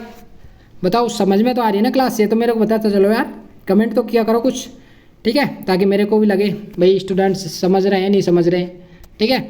Opposite of ancient. एंशिएंट जानते हो? एंशिएंट जिसको बोलते हैं प्राचीनतम काल। प्राचीन काल तो सुना होगा। एंशिएंट टाइम सुना होगा किसी ने? एंशिएंट टाइम जिसको बोलते हैं, एंशिएंट टाइम मतलब प्राचीन। एंशिएंट टाइम, टाइम में होता है काल, समय जिसको बोलते हैं। टाइम का भाई दो मीनिंग निकलते हैं यहाँ पे, जैसे टाइम, टाइम में समय। और अगर आपको कोई बोल दे कि भाई काल किसको बोलते हैं, फिर तो समय का मतलब भी क्या होता है? काल, ठीक है, एक तरह से। तो एंशिएंट टाइम यानी प्राचीन काल। तो एंशिएंट का मतलब क्या निकल कर रहा है यहाँ पे? प्राचीन। प्राचीन मतलब पुराना, ठीक है। तो यहाँ पे पुराना का आपको अपोजिट बताना है। एंशिएंट, प्राचीन का उल्टा क्या होगा बताओ फिर? प्राचीन का उल्टा क्या होगा यहाँ पे? ओल्ड। ओल्ड मीन्स क्या होता है? पुराना, ठीक है। ओल्ड मीन्स पुराना या फिर वृद्ध हम बोल सकते हैं, ठीक है। ओल्ड मीन्स पुराना या फिर वृद्ध हम बोल सकते हैं, ठीक है। मॉडर्न, मॉडर्न मीन्स क्या होता है? आधुनिक। मॉडर्न मीन्स क्या होता है? आधुनिक। आधुनिक मतलब जो आधुनिक काल में चल रहा है। एंशियंट टाइम जो पिछला बीत गया, आधुनिक प्राचीन काल, ठीक है। आधुनिक मॉडर्न, ठीक है, मॉडर्न टेक्नोलॉजी जैसे बोलते हैं ना, जैसे भाई इंडिया में मॉडर्न टेक्नोलॉजी डेवलप हो गई, ठीक है, ठीक है। जैसे आपके यूपी में योगी आदित्यनाथ के आदमी से बोलते हैं भाई यहाँ पे तो भाई यूपी तो बहुत मॉडर्न हो गया, ठीक है, बहुत आधुनिक तरीके से बदल गया, यानी प्राचीनतम जो काल था, जो पहले यूपी था उसमें और अब में बहुत बदलाव आ गए, ठीक है। ऐसा कुछ बोलते हैं। अब ये मैं नहीं बोल रहा कि भाई सही बदलाव आए गलत आए, लेकिन पहले के बजाय बदलाव आए, ठीक है। क्या बोल दो भाई सही सर, तो क्या यहाँ पे वो ले आए, पॉलिटी लेकर आ गए, पॉलिटी नहीं लाए भाई, आपको एग्जांपल देके खाली बता रहा हूँ, ठीक है। जैसे बोलते हैं अपने इंडिया में बहुत से बदलाव आ गए, ठीक है, मॉडर्न टेक्नोलॉजी डेवलप हो गई, यानी टेक्नोलॉजी नई नई तकनीकों का विकास हो गया, ठीक है। मॉडर्न यानी आधुनिक तकनीकों का विकास हो गया, बोलते हैं ना। एंशियंट यानी प्राचीन काल की जो तकनीक थी, मॉडर्न यानी आधुनिक काल की जो तकनीक है, ठीक है। तो यहाँ पे एंशियंट का मतलब हो गया प्राचीन, मॉडर्न का मतलब हो गया आधुनिक, ठीक है। तो आधुनिक आपका यहाँ पे करेक्ट आंसर होगा। एक तो आपका ऑप्शन नंबर बी सही निकल गया रहा है। ओल्ड मीन्स क्या होता है, पुराना होता है, ठीक है। एंशियंट मीन्स पुराना होता है, एंशियंट प्राचीन पुराना, ओल्ड का भी पुराना होता है, तो ये तो होगा नहीं, आपका ए ऑप्शन सही नहीं है। बी आपका सही निकल गया। थर्ड देखते हैं, वर्ल्ड मीन्स क्या होता है, विश्व, तो एंशियंट प्राचीन का उल्टा विश्व नहीं होगा, ये भी नहीं आपका सही। नन भी आपका सही नहीं है, ठीक है। तो आपका सही आंसर क्या हो जाएगा मेरे प्यारे बच्चों, यहाँ पे आपका सही आंसर हो जाएगा, वो हो जाएगा मॉडर्न, ठीक है। करेक्ट आंसर आपका ऑप्शन नंबर बी होगा, ठीक है, मॉडर्न। तो प्राचीन का उल्टा क्या हो जाएगा, मॉडर्न, जिसको आधुनिक हम बोलते हैं, ठीक है। समझ में आ गया। अगली क्वेश्चन की तरफ चलते हैं। Opposite of the arrogant, opposite of arrogant. अब एरोगेंट का मतलब जानते हो, एरोगेंट का मतलब क्या होता है, एक बार मेरे कमेंट करके बताएंगे सारे बच्चे एरोगेंट का मतलब कौन कौन जानते हैं। मैं वेट कर रहा हूँ 1 मिनट का, ठीक है। एरोगेंट हिंदी में क्या बोलते हैं, इसको हिंदी में टाइप करके भेजना भाई, क्या बोलते हैं एरोगेंट, बता रहे हो भाई। चलो मैं ही बता देता हूँ। एरोगेंट का मतलब क्या होता है, जैसे बोलते हैं ना किसी बच्चे में तो बहुत मोद आ गया, घमंड जिसको बोलता है, घमंडी, ठीक है। एरोगेंट का मतलब क्या होता है, घमंडी होता है। क्या होता है, एरोगेंट, घमंडी, जिसमें घमंड आ जाता है, ठीक है। जैसे भाई इसके पास में बहुत पैसे हो गए, इसमें तो घमंड आ गया, ठीक है। कोई भी अगर कोई ऐसा काम हो गया, नौकरी लग गया, तो इसमें नौकरी लगने से घमंड आ गया, ठीक है। ये तो बात भी नहीं करता भाई, इसमें तो कैसा एरोगेंट आ गया, ऐसा घमंडी हो गया, ठीक है। इस बोलते हैं ना ऐसे। तो एरोगेंट का मतलब हो गया घमंडी। और आपको इसका उल्टा बताना है, हम्बल मीन्स जानते हो क्या होता है, विनम्र होता है। हम्बल मीन्स क्या होता है, विनम्र, ठीक है। हम्बल मीन्स के आपका क्या हो गया, विनम्र हो गया, ठीक है। जो कि अपोजिट है किसका, एरोगेंट का, ठीक है। एरोगेंट का उल्टा क्या हो गया, हम्बल हो गया। तो आपका एक आंसर तो ऑप्शन नंबर ए सही निकल के आ गया। दूसरा क्या होता है, अटैक मीन्स जानते हो, आक्रमण करना। अटैक मीन्स होता है आक्रमण करना या फिर वार करना, जिसे हम बोलते हैं, ठीक है। तो बहुत से डिफेंड मतलब जानते हो क्या होता है, डिफेंड वर्ड कहाँ से निकल गया, डिफेंस सुना है कभी नाम, डिफेंस अकेडमी मतलब सुरक्षा कर्मी। डिफेंस का मतलब होता है सुरक्षा, रक्षा कर्मी, डिफेंस अकेडमी यानी रक्षा करने वाली अकेडमी, जिसको वो हम बोलते हैं, ठीक है। डिफेंस अकेडमी नाम सुना होगा। डिफेंस अकेडमी यानी जो सुरक्षा कर्मी होते हैं उनकी अकेडमी होती है, उसको बोलते हैं हम डिफेंस अकेडमी। तो वहीं से वर्ड निकल के आया ये डिफेंड मीन्स क्या होता है, रक्षा करना। क्या होता है, रक्षा करना, ठीक है। तो आपको उल्टा नहीं बताना है, किसका उल्टा बताना है आपको, एरोगेंट, घमंडी का। तो डिफेंस मिस तो होता है, डिफेंड मिस होता है रक्षा करना, तो ये उल्टा नहीं होगा हमारा, नन भी आपका सही नहीं होगा, ठीक है। तो आपका राइट आंसर क्या होगा, हम्बल, ठीक है। आपका option number A correct answer हो जाएगा। हम्बल जिसको बोला जाता है, एरोगेंट घमंडी का उल्टा क्या हो जाएगा, हम्बल, विनम्र जिसको कहते हैं हम, ठीक है। विनम्र यानी भाई बिल्कुल बहुत नरम है, बहुत विनम्र, अच्छा लड़का है ये तो, ठीक है। अब अगला क्वेश्चन देखते हैं आपके लिए। अगला क्वेश्चन कौन सा होने वाला है, अगला क्वेश्चन होने वाला है मेरे प्यारे बच्चों आपके लिए, वो होने वाला है सिनोनिम्स ऑफ अटैक। देखिए अटैक में तो जानते हो बार करना, एक तरह से बोलते हैं ना हम, अटैक आक्रमण कर देना, बार कर देना, अटैक आक्रमण कर देना, ठीक है। इसका अर्थ हो गया आक्रमण। इसका क्या बताना है, सिनोनिम्स यानी समानार्थी शब्द बताना है। तो समानार्थी शब्द बार में भी मैंने आपको प्रीवियस में सारे बहुत से क्वेश्चन ऐसे हैं जो कि मतलब घुमा के हो रहे हैं, रिपीट हो रहे हैं, उनको घुमा दिया जा रहा है क्वेश्चंस को, ऐसे ही आपके लिए घुमा जाएंगे। मैंने आपको प्रीवियस में वीडियो में बताया भी है सिनोनिम्स ऑफ अटैक, ठीक है। वहाँ पे पूछा कुछ और गया था, लेकिन मैंने आपको ये क्वेश्चन भी क्लियर करवाया है, ये मेरे को ध्यान है इतना, ठीक है। तो अटैक्स मीन्स क्या होता है, आक्रमण करना। बार मीन्स भी क्या होता है, आक्रमण करना। बैटल मीन्स क्या होता है जानते हो, बैटल मीन्स क्या जानते हो, लड़ाई करना, ठीक है। लड़ाई करना, बार करना, ठीक है। तो यहाँ पे अटैक मीन्स भी हो गया आक्रमण करना, लड़ाई करना। बार मीन्स भी क्या होता है, आक्रमण करना, लड़ाई करना, ठीक है। बैटल मीन्स क्या होता है जानते हो, बैटल मीन्स भी वही होता है लड़ाई करना, हम बोल सकते हैं बैटल, लड़ाई करना या फिर फाइटिंग करना, ठीक है। फाइट मीन्स भी क्या होता है, लड़ाई करना। तो इन तीनों का अर्थ एक ही निकल के आ रहा है, एक चौथा ये आ गया, ठीक है। चारों भाई हैं भाई, ये एक मजा है भाई, ये चारों ये चारों यहाँ पे सही है, तो यहाँ पर आपका राइट आंसर क्या होगा, ऑप्शन नंबर डी आपका सही हो जाएगा, ऑल। यहाँ पर राइट आंसर आपका ऑल हो जाएगा। सिनोनिम्स ऑफ अटैक, ठीक है, अटैक यानी कि वार करना, तो वार करना या फिर आक्रमण करने के सही सिनोनिम समानार्थी शब्द क्या हो जाएंगे, वार, बैटल, फाइट, या हम बोल सकते हैं, ठीक है, बैटल। ठीक है, राइट आंसर क्या होगा आपका, option number D right answer हो जाएगा मेरे प्यारे साथियों। अब देखते हैं आपका 142 क्वेश्चन है, ऑपोजिट ऑफ कॉम्प्लेक्स। वो कॉम्प्लेक्स मत बता देना भाई यहाँ पे, ये कॉम्प्लेक्स वो हॉस्पिटल वाला कॉम्प्लेक्स, वही कॉम्प्लेक्स में चले जाओ, वहाँ पे फ्रेश वगैरह हो जाओ, कपड़े धो लाओ, नहा के आ जाओ, ठीक है, वो कॉम्प्लेक्स नहीं है यहाँ पे।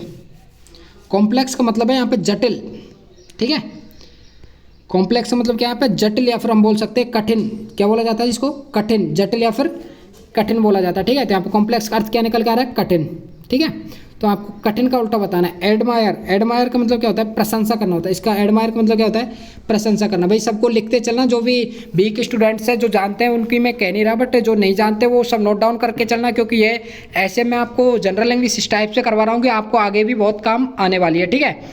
जीएनएम नर्सिंग आप जब करोगे तो आपको बहुत काम आएगी ये, ठीक है। ऐसे क्वेश्चंस मैं आपको बता रहा हूँ, ठीक है। एडमायर का मतलब जानते हो क्या होता है, प्रशंसा करना होता है, प्रशंसा करना, एडमायर का मतलब। और डेटेस्ट, डेटेस्ट का मतलब जानते हो क्या होता है, डेटेस्ट यानी होता है घृणा करना, घृणा करना, ठीक है। एडमायर का मतलब होता है प्रशंसा करना, घृणा करना। तो भाई ये दोनों तो आपस में एक दूसरे के ऑपोजिट है भाई। एक क्वेश्चन ये निकल के आ गया, ऑपोजिट ऑफ एडमायर। ऑपोजिट क्या हो जाएगा, एडमायर का डेटेस्ट हो जाएगा हमारा, ठीक है। और डेटेस्ट का ऑपोजिट क्या हो जाएगा, एडमायर, ठीक है। और यहाँ पे हमको बताना है क्या, कॉम्प्लेक्स, कठिन या फिर जटिल का उल्टा बताना है, ठीक है। तो ये दोनों नहीं है, सिंपल। सिंपल में से होता है साधारण, बिल्कुल सिंपल है, साधारण, ठीक है। तो आपका राइट आंसर क्या निकल कर आ रहा है यहाँ पे, सिंपल, ऑप्शन नंबर सी मेरे प्यारे बच्चों, मेरे प्यारे स्टूडेंट्स। यहाँ पे आपका सी ऑप्शन है वो करेक्ट आंसर हो जाएगा, सिंपल, ठीक है। कॉम्प्लेक्स, कठिन का उल्टा क्या हो जाएगा यहाँ पे, सिंपल, जिसको साधारण बोला जाता है, ठीक है। तो आपका एक क्वेश्चन ये निकल गया है, एडमायर और डेटेस्ट दोनों आप दूसरे में क्या है, अपोजिट है, ठीक है, क्या है, अपोजिट है, ठीक है। अब अगला क्वेश्चन देखते हैं आपके लिए। अगला क्वेश्चन क्या निकल के आना है मेरे प्यारे बच्चों, आपके 8 क्वेश्चन और रहे बाकी, आपकी सीरीज भी कंप्लीट होने वाली है, ठीक है। 50 क्वेश्चन की। अपोजिट ऑफ एडमायर, देखिए मैंने अभी बताया आपको, इसका आंसर तो लगा दो, बगैर देखे लगा दो आप, लगाओ भाई जल्दी जल्दी से आंसर लगाओ। एडमायर, एडमायर क्या होता है, डिटेक्ट। डिटेक्ट में क्या होता है, अभी बताया ना मैंने, घृणा करना। एडमायर क्या होता है, मैंने प्रशंसा करना। एडमायर में होता है प्रशंसा करना, डेटेस्ट में क्या होता है, घृणा करना। तो ये तो भाई सही आंसर हो गया, ऑप्शन नंबर ए। सब बच्चों ने लगा दिया, ऑप्शन नंबर ए आपका करेक्ट आंसर हो गया, डेटेस्ट, ठीक है, घृणा करना। एडमायर में होता है प्रशंसा करना का उल्टा क्या हो जाएगा, घृणा करना हो गया अपना। सिंपल, साधारण, ठीक है, ये नहीं होने वाला है। बहुत बहुत दोनों भी नहीं होने वाला है, नन भी नहीं होने वाला, ठीक है। आपका सही आंसर हो गया वो डेटेस्ट हो गया। अब चलते हैं अगले क्वेश्चन की तरफ। अगला क्वेश्चन आपका होने वाला वो होने वाला है मेरे प्यारे बच्चों, मुहावरे, आयोडोम्स। देखिए मैंने बताया ना आपको, ये एक ऐसा लेक्चर लेके आया हूँ आपके लिए, 2 घंटे की क्लास रहेगी करीबन, आपकी मैराथन मान के चलो इसको, ठीक है। तो ये आइडियम्स, मुहावरे, फ्रेजेज, वाक्यांश, ठीक है। तो ये मैं आपको बताने जा रहा हूँ, इसमें आपके 4-5 टॉपिक मैंने कवर कराए हैं, ठीक है। तो आपको समझ में आ गए होंगे बाकी तो। और बाकी आप देखिए, आइडियम्स, मुहावरे, फ्रेजेज किसको बोलते हैं, वाक्यांश हमें कैसे करने होंगे, ठीक है। हमारे एग्जाम में जब क्वेश्चन आएगा तो हमें वाक्यांश का आंसर कैसे देना होगा, कैसे हमें वाक्यांश हल करने होंगे, वो मैं आपको बताने जा रहा हूँ, ओके। तो मेरे प्यारे बच्चों, आज की इस वीडियो में हम पढ़ने वाले हैं वाक्यांश या फिर मुहावरे, ठीक है। मुहावरे पढ़ेंगे हम। बाकी शाम को आपकी साइंस की क्लास आएगी, ठीक है, साइंस की क्लास लेंगे शाम को आपकी। बहुत से बच्चों डिमांड आ रही थी, सर इंग्लिश में प्रोवाइड कराऊँ मैं साइंस की क्लास। इंग्लिश तो भाई आपको बाइलिंगुअल सारी चीज़ें बताई जाएंगी, ठीक है, लेकिन लिख के ज़रूर चले, ठीक है। अगर मैं कोई चीज़ हिंदी में बताता हूँ तो वो हिंदी में लिख के चले इंग्लिश का, अगर मैं कोई चीज़ इंग्लिश में बता रहा हूँ और हिंदी में उसको कन्वर्ट कर रहा हूँ तो उसकी हिंदी भी तुरंत करते चले, ठीक है, ताकि आपको रिवीजन करने में दिक्कत ना हो, ओके। तो आपको क्या बताना है, आइडियम्स यानी मुहावरे, फ्रेजेज यानी वाक्यांश, ठीक है। तो आपको वाक्यांश या फिर मुहावरे बताने हैं। मुहावरे जानते हो क्या होता है, मुहावरे में, मुहावरों में क्या होता है जानते हो, मुहावरे, 1 मिनट में आपको बता देता हूँ। मुहावरे, आइडियम्स, वाक्यांश, कहीं वाक्यांश कहें इनको, आइडियम्स या फिर मुहावरे एक ही बात है दोस्तों। आइडियम्स को हम फ्रेजेज कहें तो भी एक ही बात है, और हम इनको वाक्यांश या फिर मुहावरे बोलें तो भी आपकी एक ही बात है, ठीक है। आइडियम्स या फिर फ्रेजेज, वाक्यांश एक ही बात होता है, ठीक है। आपको ऐसा वाक्य यहाँ पे दिया जाएगा जिसका अर्थ होता हो, है ना, जो आपको अर्थ होगा, ऐसा वाक्य आपको दिया जाएगा जिसका अर्थ जो भी होगा उसी सेम अर्थ आपको दूसरी मीनिंग दी जाएगी, उसका निकलना चाहिए, ठीक है। आपको जैसे एग्जांपल मैं आपको यहाँ पे बताऊंगा अभी मेरे प्यारे बच्चों, जैसे टेक इट इजी, आराम करना, बताओ। टेक इट इजी, इजी यानी होता है आसान, ठीक है। तो यहाँ पे इसका अर्थ क्या निकल कर आ रहा है, टेक इट इजी, इसका मतलब होता है आराम करना। तो आपको ऐसा वाक्यांश देखना है, ये वाक्यांश आपको दे रखा है, मुहावरा जो आपको दे रखा है वो आपको सही करना होगा। टेक इट इजी यानी आराम करना, तो ऐसा आपको आइडियम्स फ्रेजेस देखना है जो जिसका अर्थ भी क्या हो, आराम करना हो। ऐसी आपको मीनिंग देखनी होगी जिसका अर्थ क्या हो, आराम करना हो, ऐसा ऑप्शन आपको देखना होगा, ठीक है। तो वेरी डिफरेंट, वेरी डिफरेंट का मतलब क्या जानते हो, बहुत अलग हो जाता है, ठीक है। वेरी डिफरेंट का मतलब क्या होता है, बहुत अलग होता है। वेरी डिफरेंट का मतलब बहुत अलग होता है, ठीक है। तो टेक इट इजी यानी आराम करना, बहुत आसान, ठीक है, आराम करना। तो वेरी डिफरेंट यानी अलग, तो ये तो होगा नहीं आपका सही आंसर। आपका राइट आंसर होगा वो होगा ऑप्शन नंबर बी, जिसे रेस्ट या फिर रिलैक्स बोलते हैं। रिलैक्स मीन्स होता है आराम करना, आराम। रेस्ट मीन्स भी क्या होता है, आराम, ठीक है। तो आपका right answer option number B होगा मेरे प्यारे बच्चों, रेस्ट या फिर रिलैक्स। तो टेक इट इजी का आइडियम से अपन मुहावरा क्या हो गया हमारा, रेस्ट या फिर रिलैक्स हम जिसे बोल सकते हैं, ठीक है। आ रहे ना भाई समझ में मुहावरे कैसे आएंगे, ठीक है। बाकी आपको क्वेश्चन प्रैक्टिस में कराऊंगा, सीरीज बहुत जल्दी आपको प्रोवाइड कराऊंगा मैं, ठीक है, सारी सब्जेक्ट्स की, ठीक है। टाइपिंग चल रही है अभी, जल्दी प्रोवाइड करा दूंगा। ऑन दी बॉल, ठीक है, ऑन दी बॉल, बॉल का मतलब यहाँ ये बॉल मत देना कि सर यहाँ पे बॉल का मतलब गेंद हो जाएगा, गेंद नहीं है यहाँ पे, ठीक है। बॉल का मतलब यहाँ पे कुछ अलग निकल के आ रहा है, तो ऑन दी बॉल यानी दीवार या फिर गेंद पर नहीं बोल सकते हम, ठीक है। बॉल का मतलब निकल के आ रहा है यहाँ पे तेज, ठीक है, यानी कि काम में तेज, या फिर बोल सकते हैं हम सक्रिय होना या फिर एक्टिव होना, ठीक है। तो आपको ऐसा यहाँ पे ऑप्शन देखना होगा जिसका अर्थ भी क्या हो, काम में तेज या फिर सक्रिय होना या फिर एक्टिव होना हम बोल सकते हैं, ठीक है। तो यहाँ पे आपके पास में दो ऑप्शन है। फर्स्ट ऑप्शन आपका कौन सा है, वी अलर्ट, यानी कि वी अलर्ट या फिर वी रेडी हम बोल सकते हैं, ठीक है।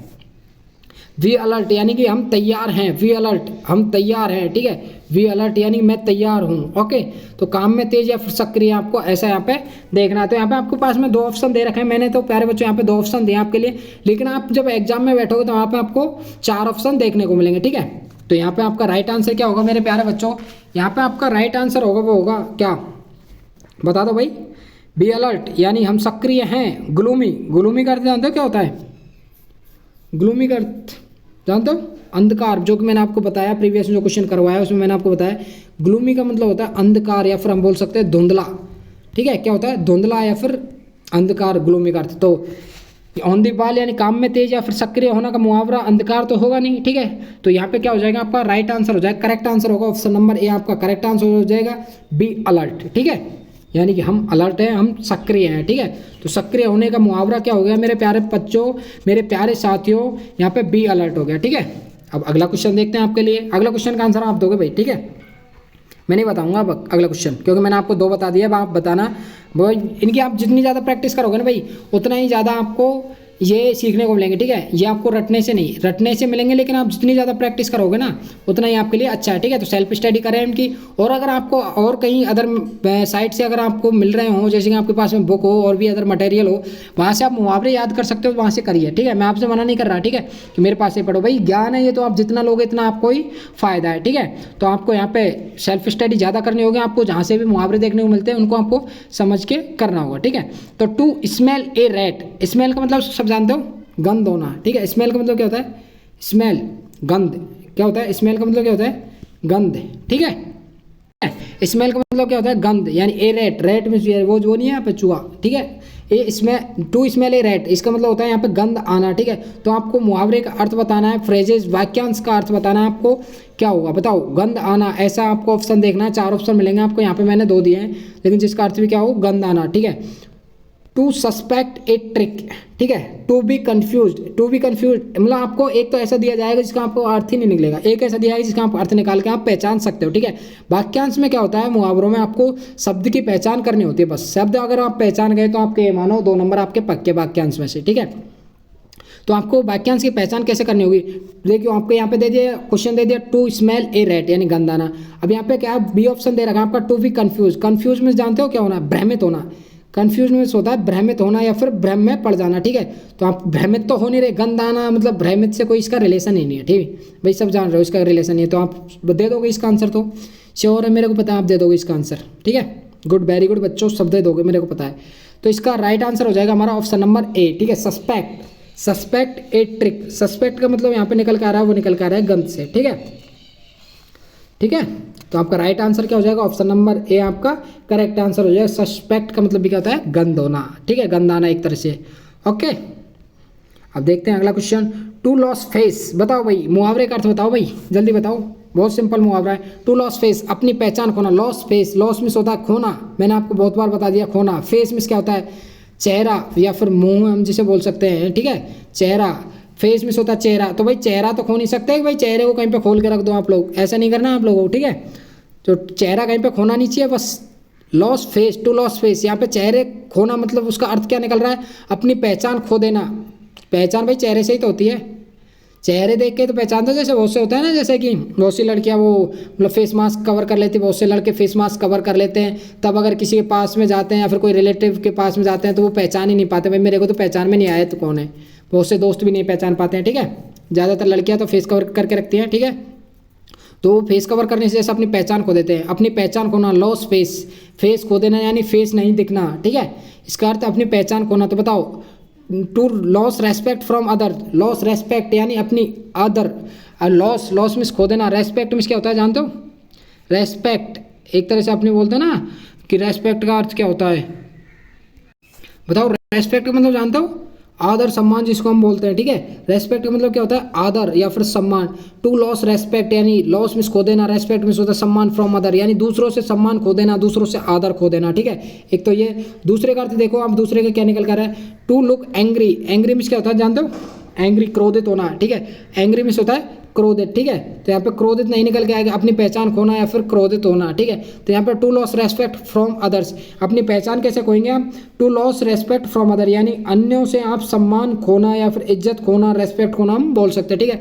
तो यानी दूसरों से आप अपनी इज्जत खो दोगे, ठीक है। तो यहाँ पर राइट आंसर क्या होगा मेरे प्यारे बच्चों, यहाँ पे आपका राइट आंसर होगा वो हो जाएगा to loss respect from other यानी दूसरों से इज्जत खोना, ठीक है। तो यहाँ पर राइट आंसर ऑप्शन नंबर ए हो गया। अगला क्वेश्चन देखते हैं, आपकी सीरीज कंप्लीट होने के लिए जा रही है भाई बहुत जल्दी। We all ear, all ear, all में सभी, ईयर में कान, वी ऑल ईयर यानी सभी कान, ऐसा तो कुछ नहीं है, लेकिन इसका अर्थ निकालना है आपको। अर्थ क्या निकल रहा है, सब और कान, सब और कान का मतलब सब कुछ सुन रहे हो आप, बोलते हैं ना भाई ये तो कान लगा के सुन रहा है। अर्थ वाक्यांश में भाई मैं आपको इसलिए समझा रहा हूँ क्योंकि वाक्यांश में जितना आप समझोगे ना उतनी जल्दी यहाँ पे अर्थ निकाल पाओगे, ठीक है। तो जितना आप समझ के करोगे ना वाक्यांश को उतना ही आपका करेक्ट होगा। वी ऑल ईयर में सभी, ऑल सभी कान, ठीक है। सभी कान मतलब सब और कान यानी सब जगह कान। आपको कोई छोटी सी भी आवाज़ हो रही है ना भाई, मेरे को तो वो भी सुनाई दे रही है, मेरे बिल्कुल कान रखे हुए हैं वहीं पे, मैं आप पे ही ध्यान दे रहा हूँ, आप जो बोल रहे हो ना वही सुन रहा हूँ मैं। ऑल ईयर यानी सब और कान, जो भी बोल देना तुरंत कैच हो जाता है कान में, ठीक है। तो कान में सब और कान का मतलब क्या है, ए लॉट ऑफ मनी यानी लॉट मिस होता है एक धनी, ठीक है, ज़्यादा। लॉट हम बोल सकते हैं किसको, ज़्यादा। लॉट किसको बोलते हैं, ज़्यादा। मनी मिस होता है धन।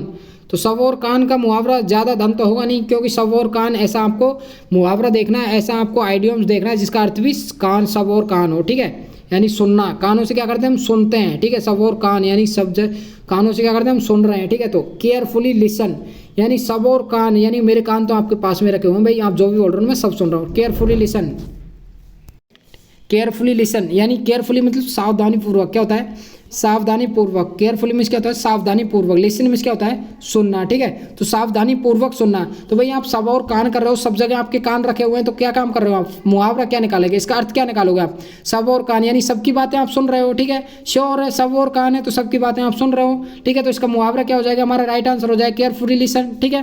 तो राइट आंसर हो गया हमारा केयरफुली लिसन, ठीक है। तो आपका सही ऑप्शन क्या हो जाएगा, ऑप्शन नंबर बी आपका करेक्ट हो गया। अब अगला क्वेश्चन देखते हैं।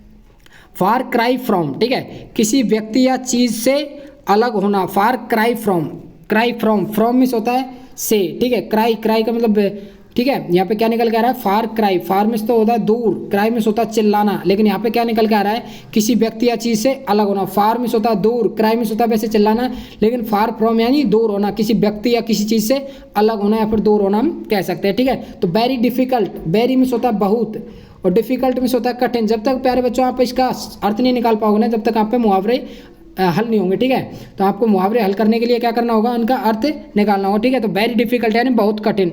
एग, एग का मतलब जानते हो EAGE, एग का अर्थ क्या निकल कर रहा है यहाँ पे, एग का मतलब निकल कर रहा है यहाँ पे उत्सुक, क्या निकल के आ रहा है उत्सुक, ठीक है। क्या निकल कर रहा है उत्सुक।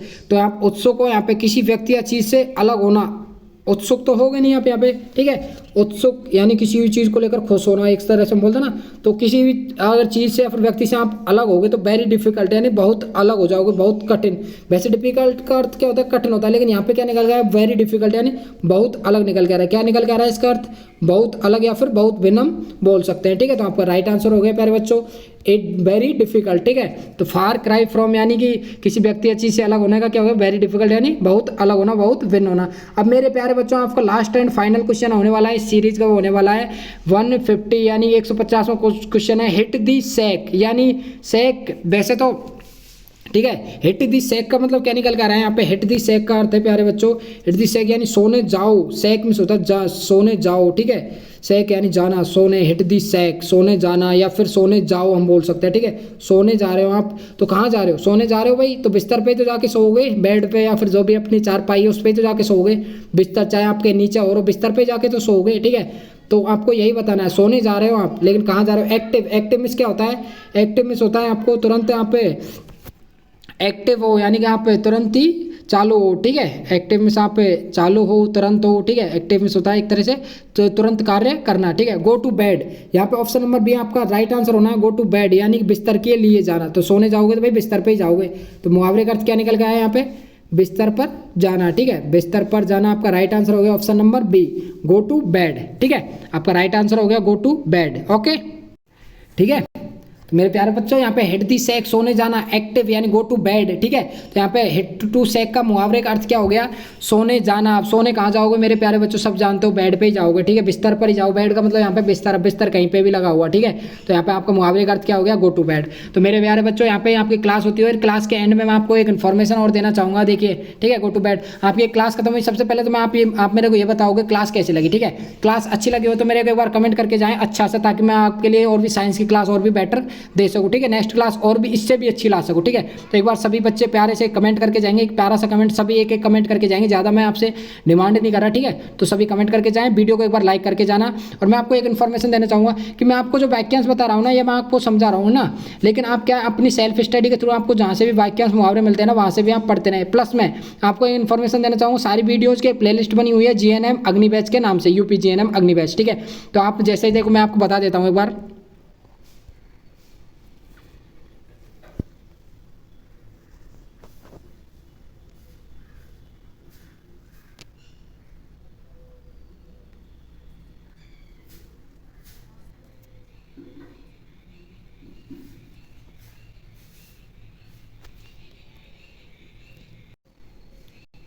आप जैसे ही जहाँ पे डिस्क्रिप्शन में जाओगे, चैनल पर जाओगे, व्यू चैनल पर आप जैसे ही क्लिक करोगे तो वहाँ पे आप नीचे जैसे ही स्विप अप करोगे तो यहाँ पे आपको प्लेलिस्ट दिख जाएगी, ठीक है।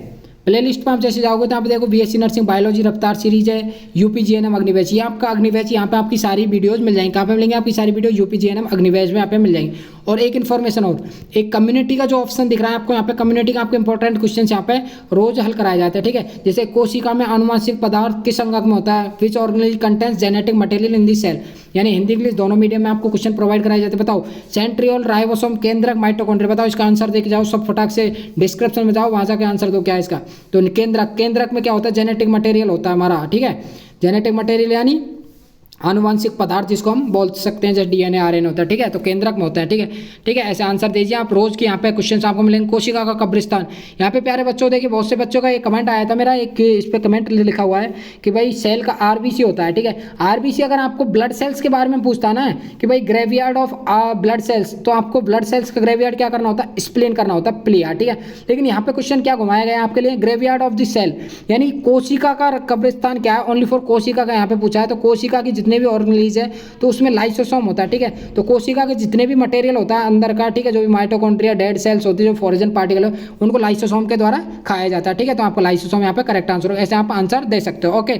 और एक और आपको बता दो, देखिए आप टेलीग्राम चैनल कैसे ज्वाइन करोगे, ठीक है। ये टेलीग्राम चैनल पर आप जब जाओगे तो टेलीग्राम चैनल पर सर्चिंग पर ऑप्शन पर आप क्लिक करोगे, यहाँ पे आपको सर्च करना होगा, देखिए या तो डिस्क्रिप्शन में से आप जा सकते हो या फिर आप सर्च करोगे DV Pro, क्या आपको क्या सर्च करना होगा, DV Pro एजुकेशन, ठीक है। क्या सर्च करना होगा, DV Pro एजुकेशन, ठीक है। अब जैसे डीबी प्रो एजुकेशन सर्च करोगे आपको ऐसा इंटरफेस देखने को मिलेगा, आपको चैनल मिल जाएगा, यहाँ से आप चैनल ज्वाइन कर लीजिए ताकि आपको सारी पीडीएफ जो टेस्ट सीरीज आएंगे दोस्तों यहीं पे प्रोवाइड कराई जाएगी, ठीक है। यहाँ से आप ज्वाइन कर लीजिए और आपको व्हाट्सअप ग्रुप भी मैं बता देता हूँ, वहाँ से आप ज्वाइन कर लें। जैसे आप स्टेटस वाले ऑप्शन पर जाओगे ना व्हाट्सअप में, तो वहाँ पे चैनल्स देखेंगे आपको, तो वहाँ पे आपको सर्च करना होगा डीबी प्रो एजुकेशन, बाकी डिस्क्रिप्शन में लिंक है, वहाँ से आप ज्वाइन कर लेना। ओके, ठीक है, करते हैं वीडियो को यहीं पे स्टॉप। तो मेरे प्यारे बच्चों वीडियो कैसे लगे एक बार सब कमेंट करके जाएं ताकि नेक्स्ट वीडियो आपके लिए बहुत अच्छी लेकर आ सकूँ मैं, ठीक है। तो वीडियो को सबसे ज़्यादा शेयर करना। चलते हैं फिर मिलते हैं अगली वीडियो में, नेक्स्ट वीडियो में, ठीक है। Thank you so much all of you मेरे प्यारे बच्चों, प्यारे साथियों, बने रहना डीबी प्रो एजुकेशन के साथ में एक यूपी जीएनएम नर्सिंग की बड़ी सिस्टमेटिक तरीके से तैयारी करने के लिए, ठीक है। चलते हैं फिर करते हैं वीडियो को stop. Thank you so much all of you, जय हिंद जय भारत, बने रहना डीबी प्रो एजुकेशन के लिए। Thank you so much all of you.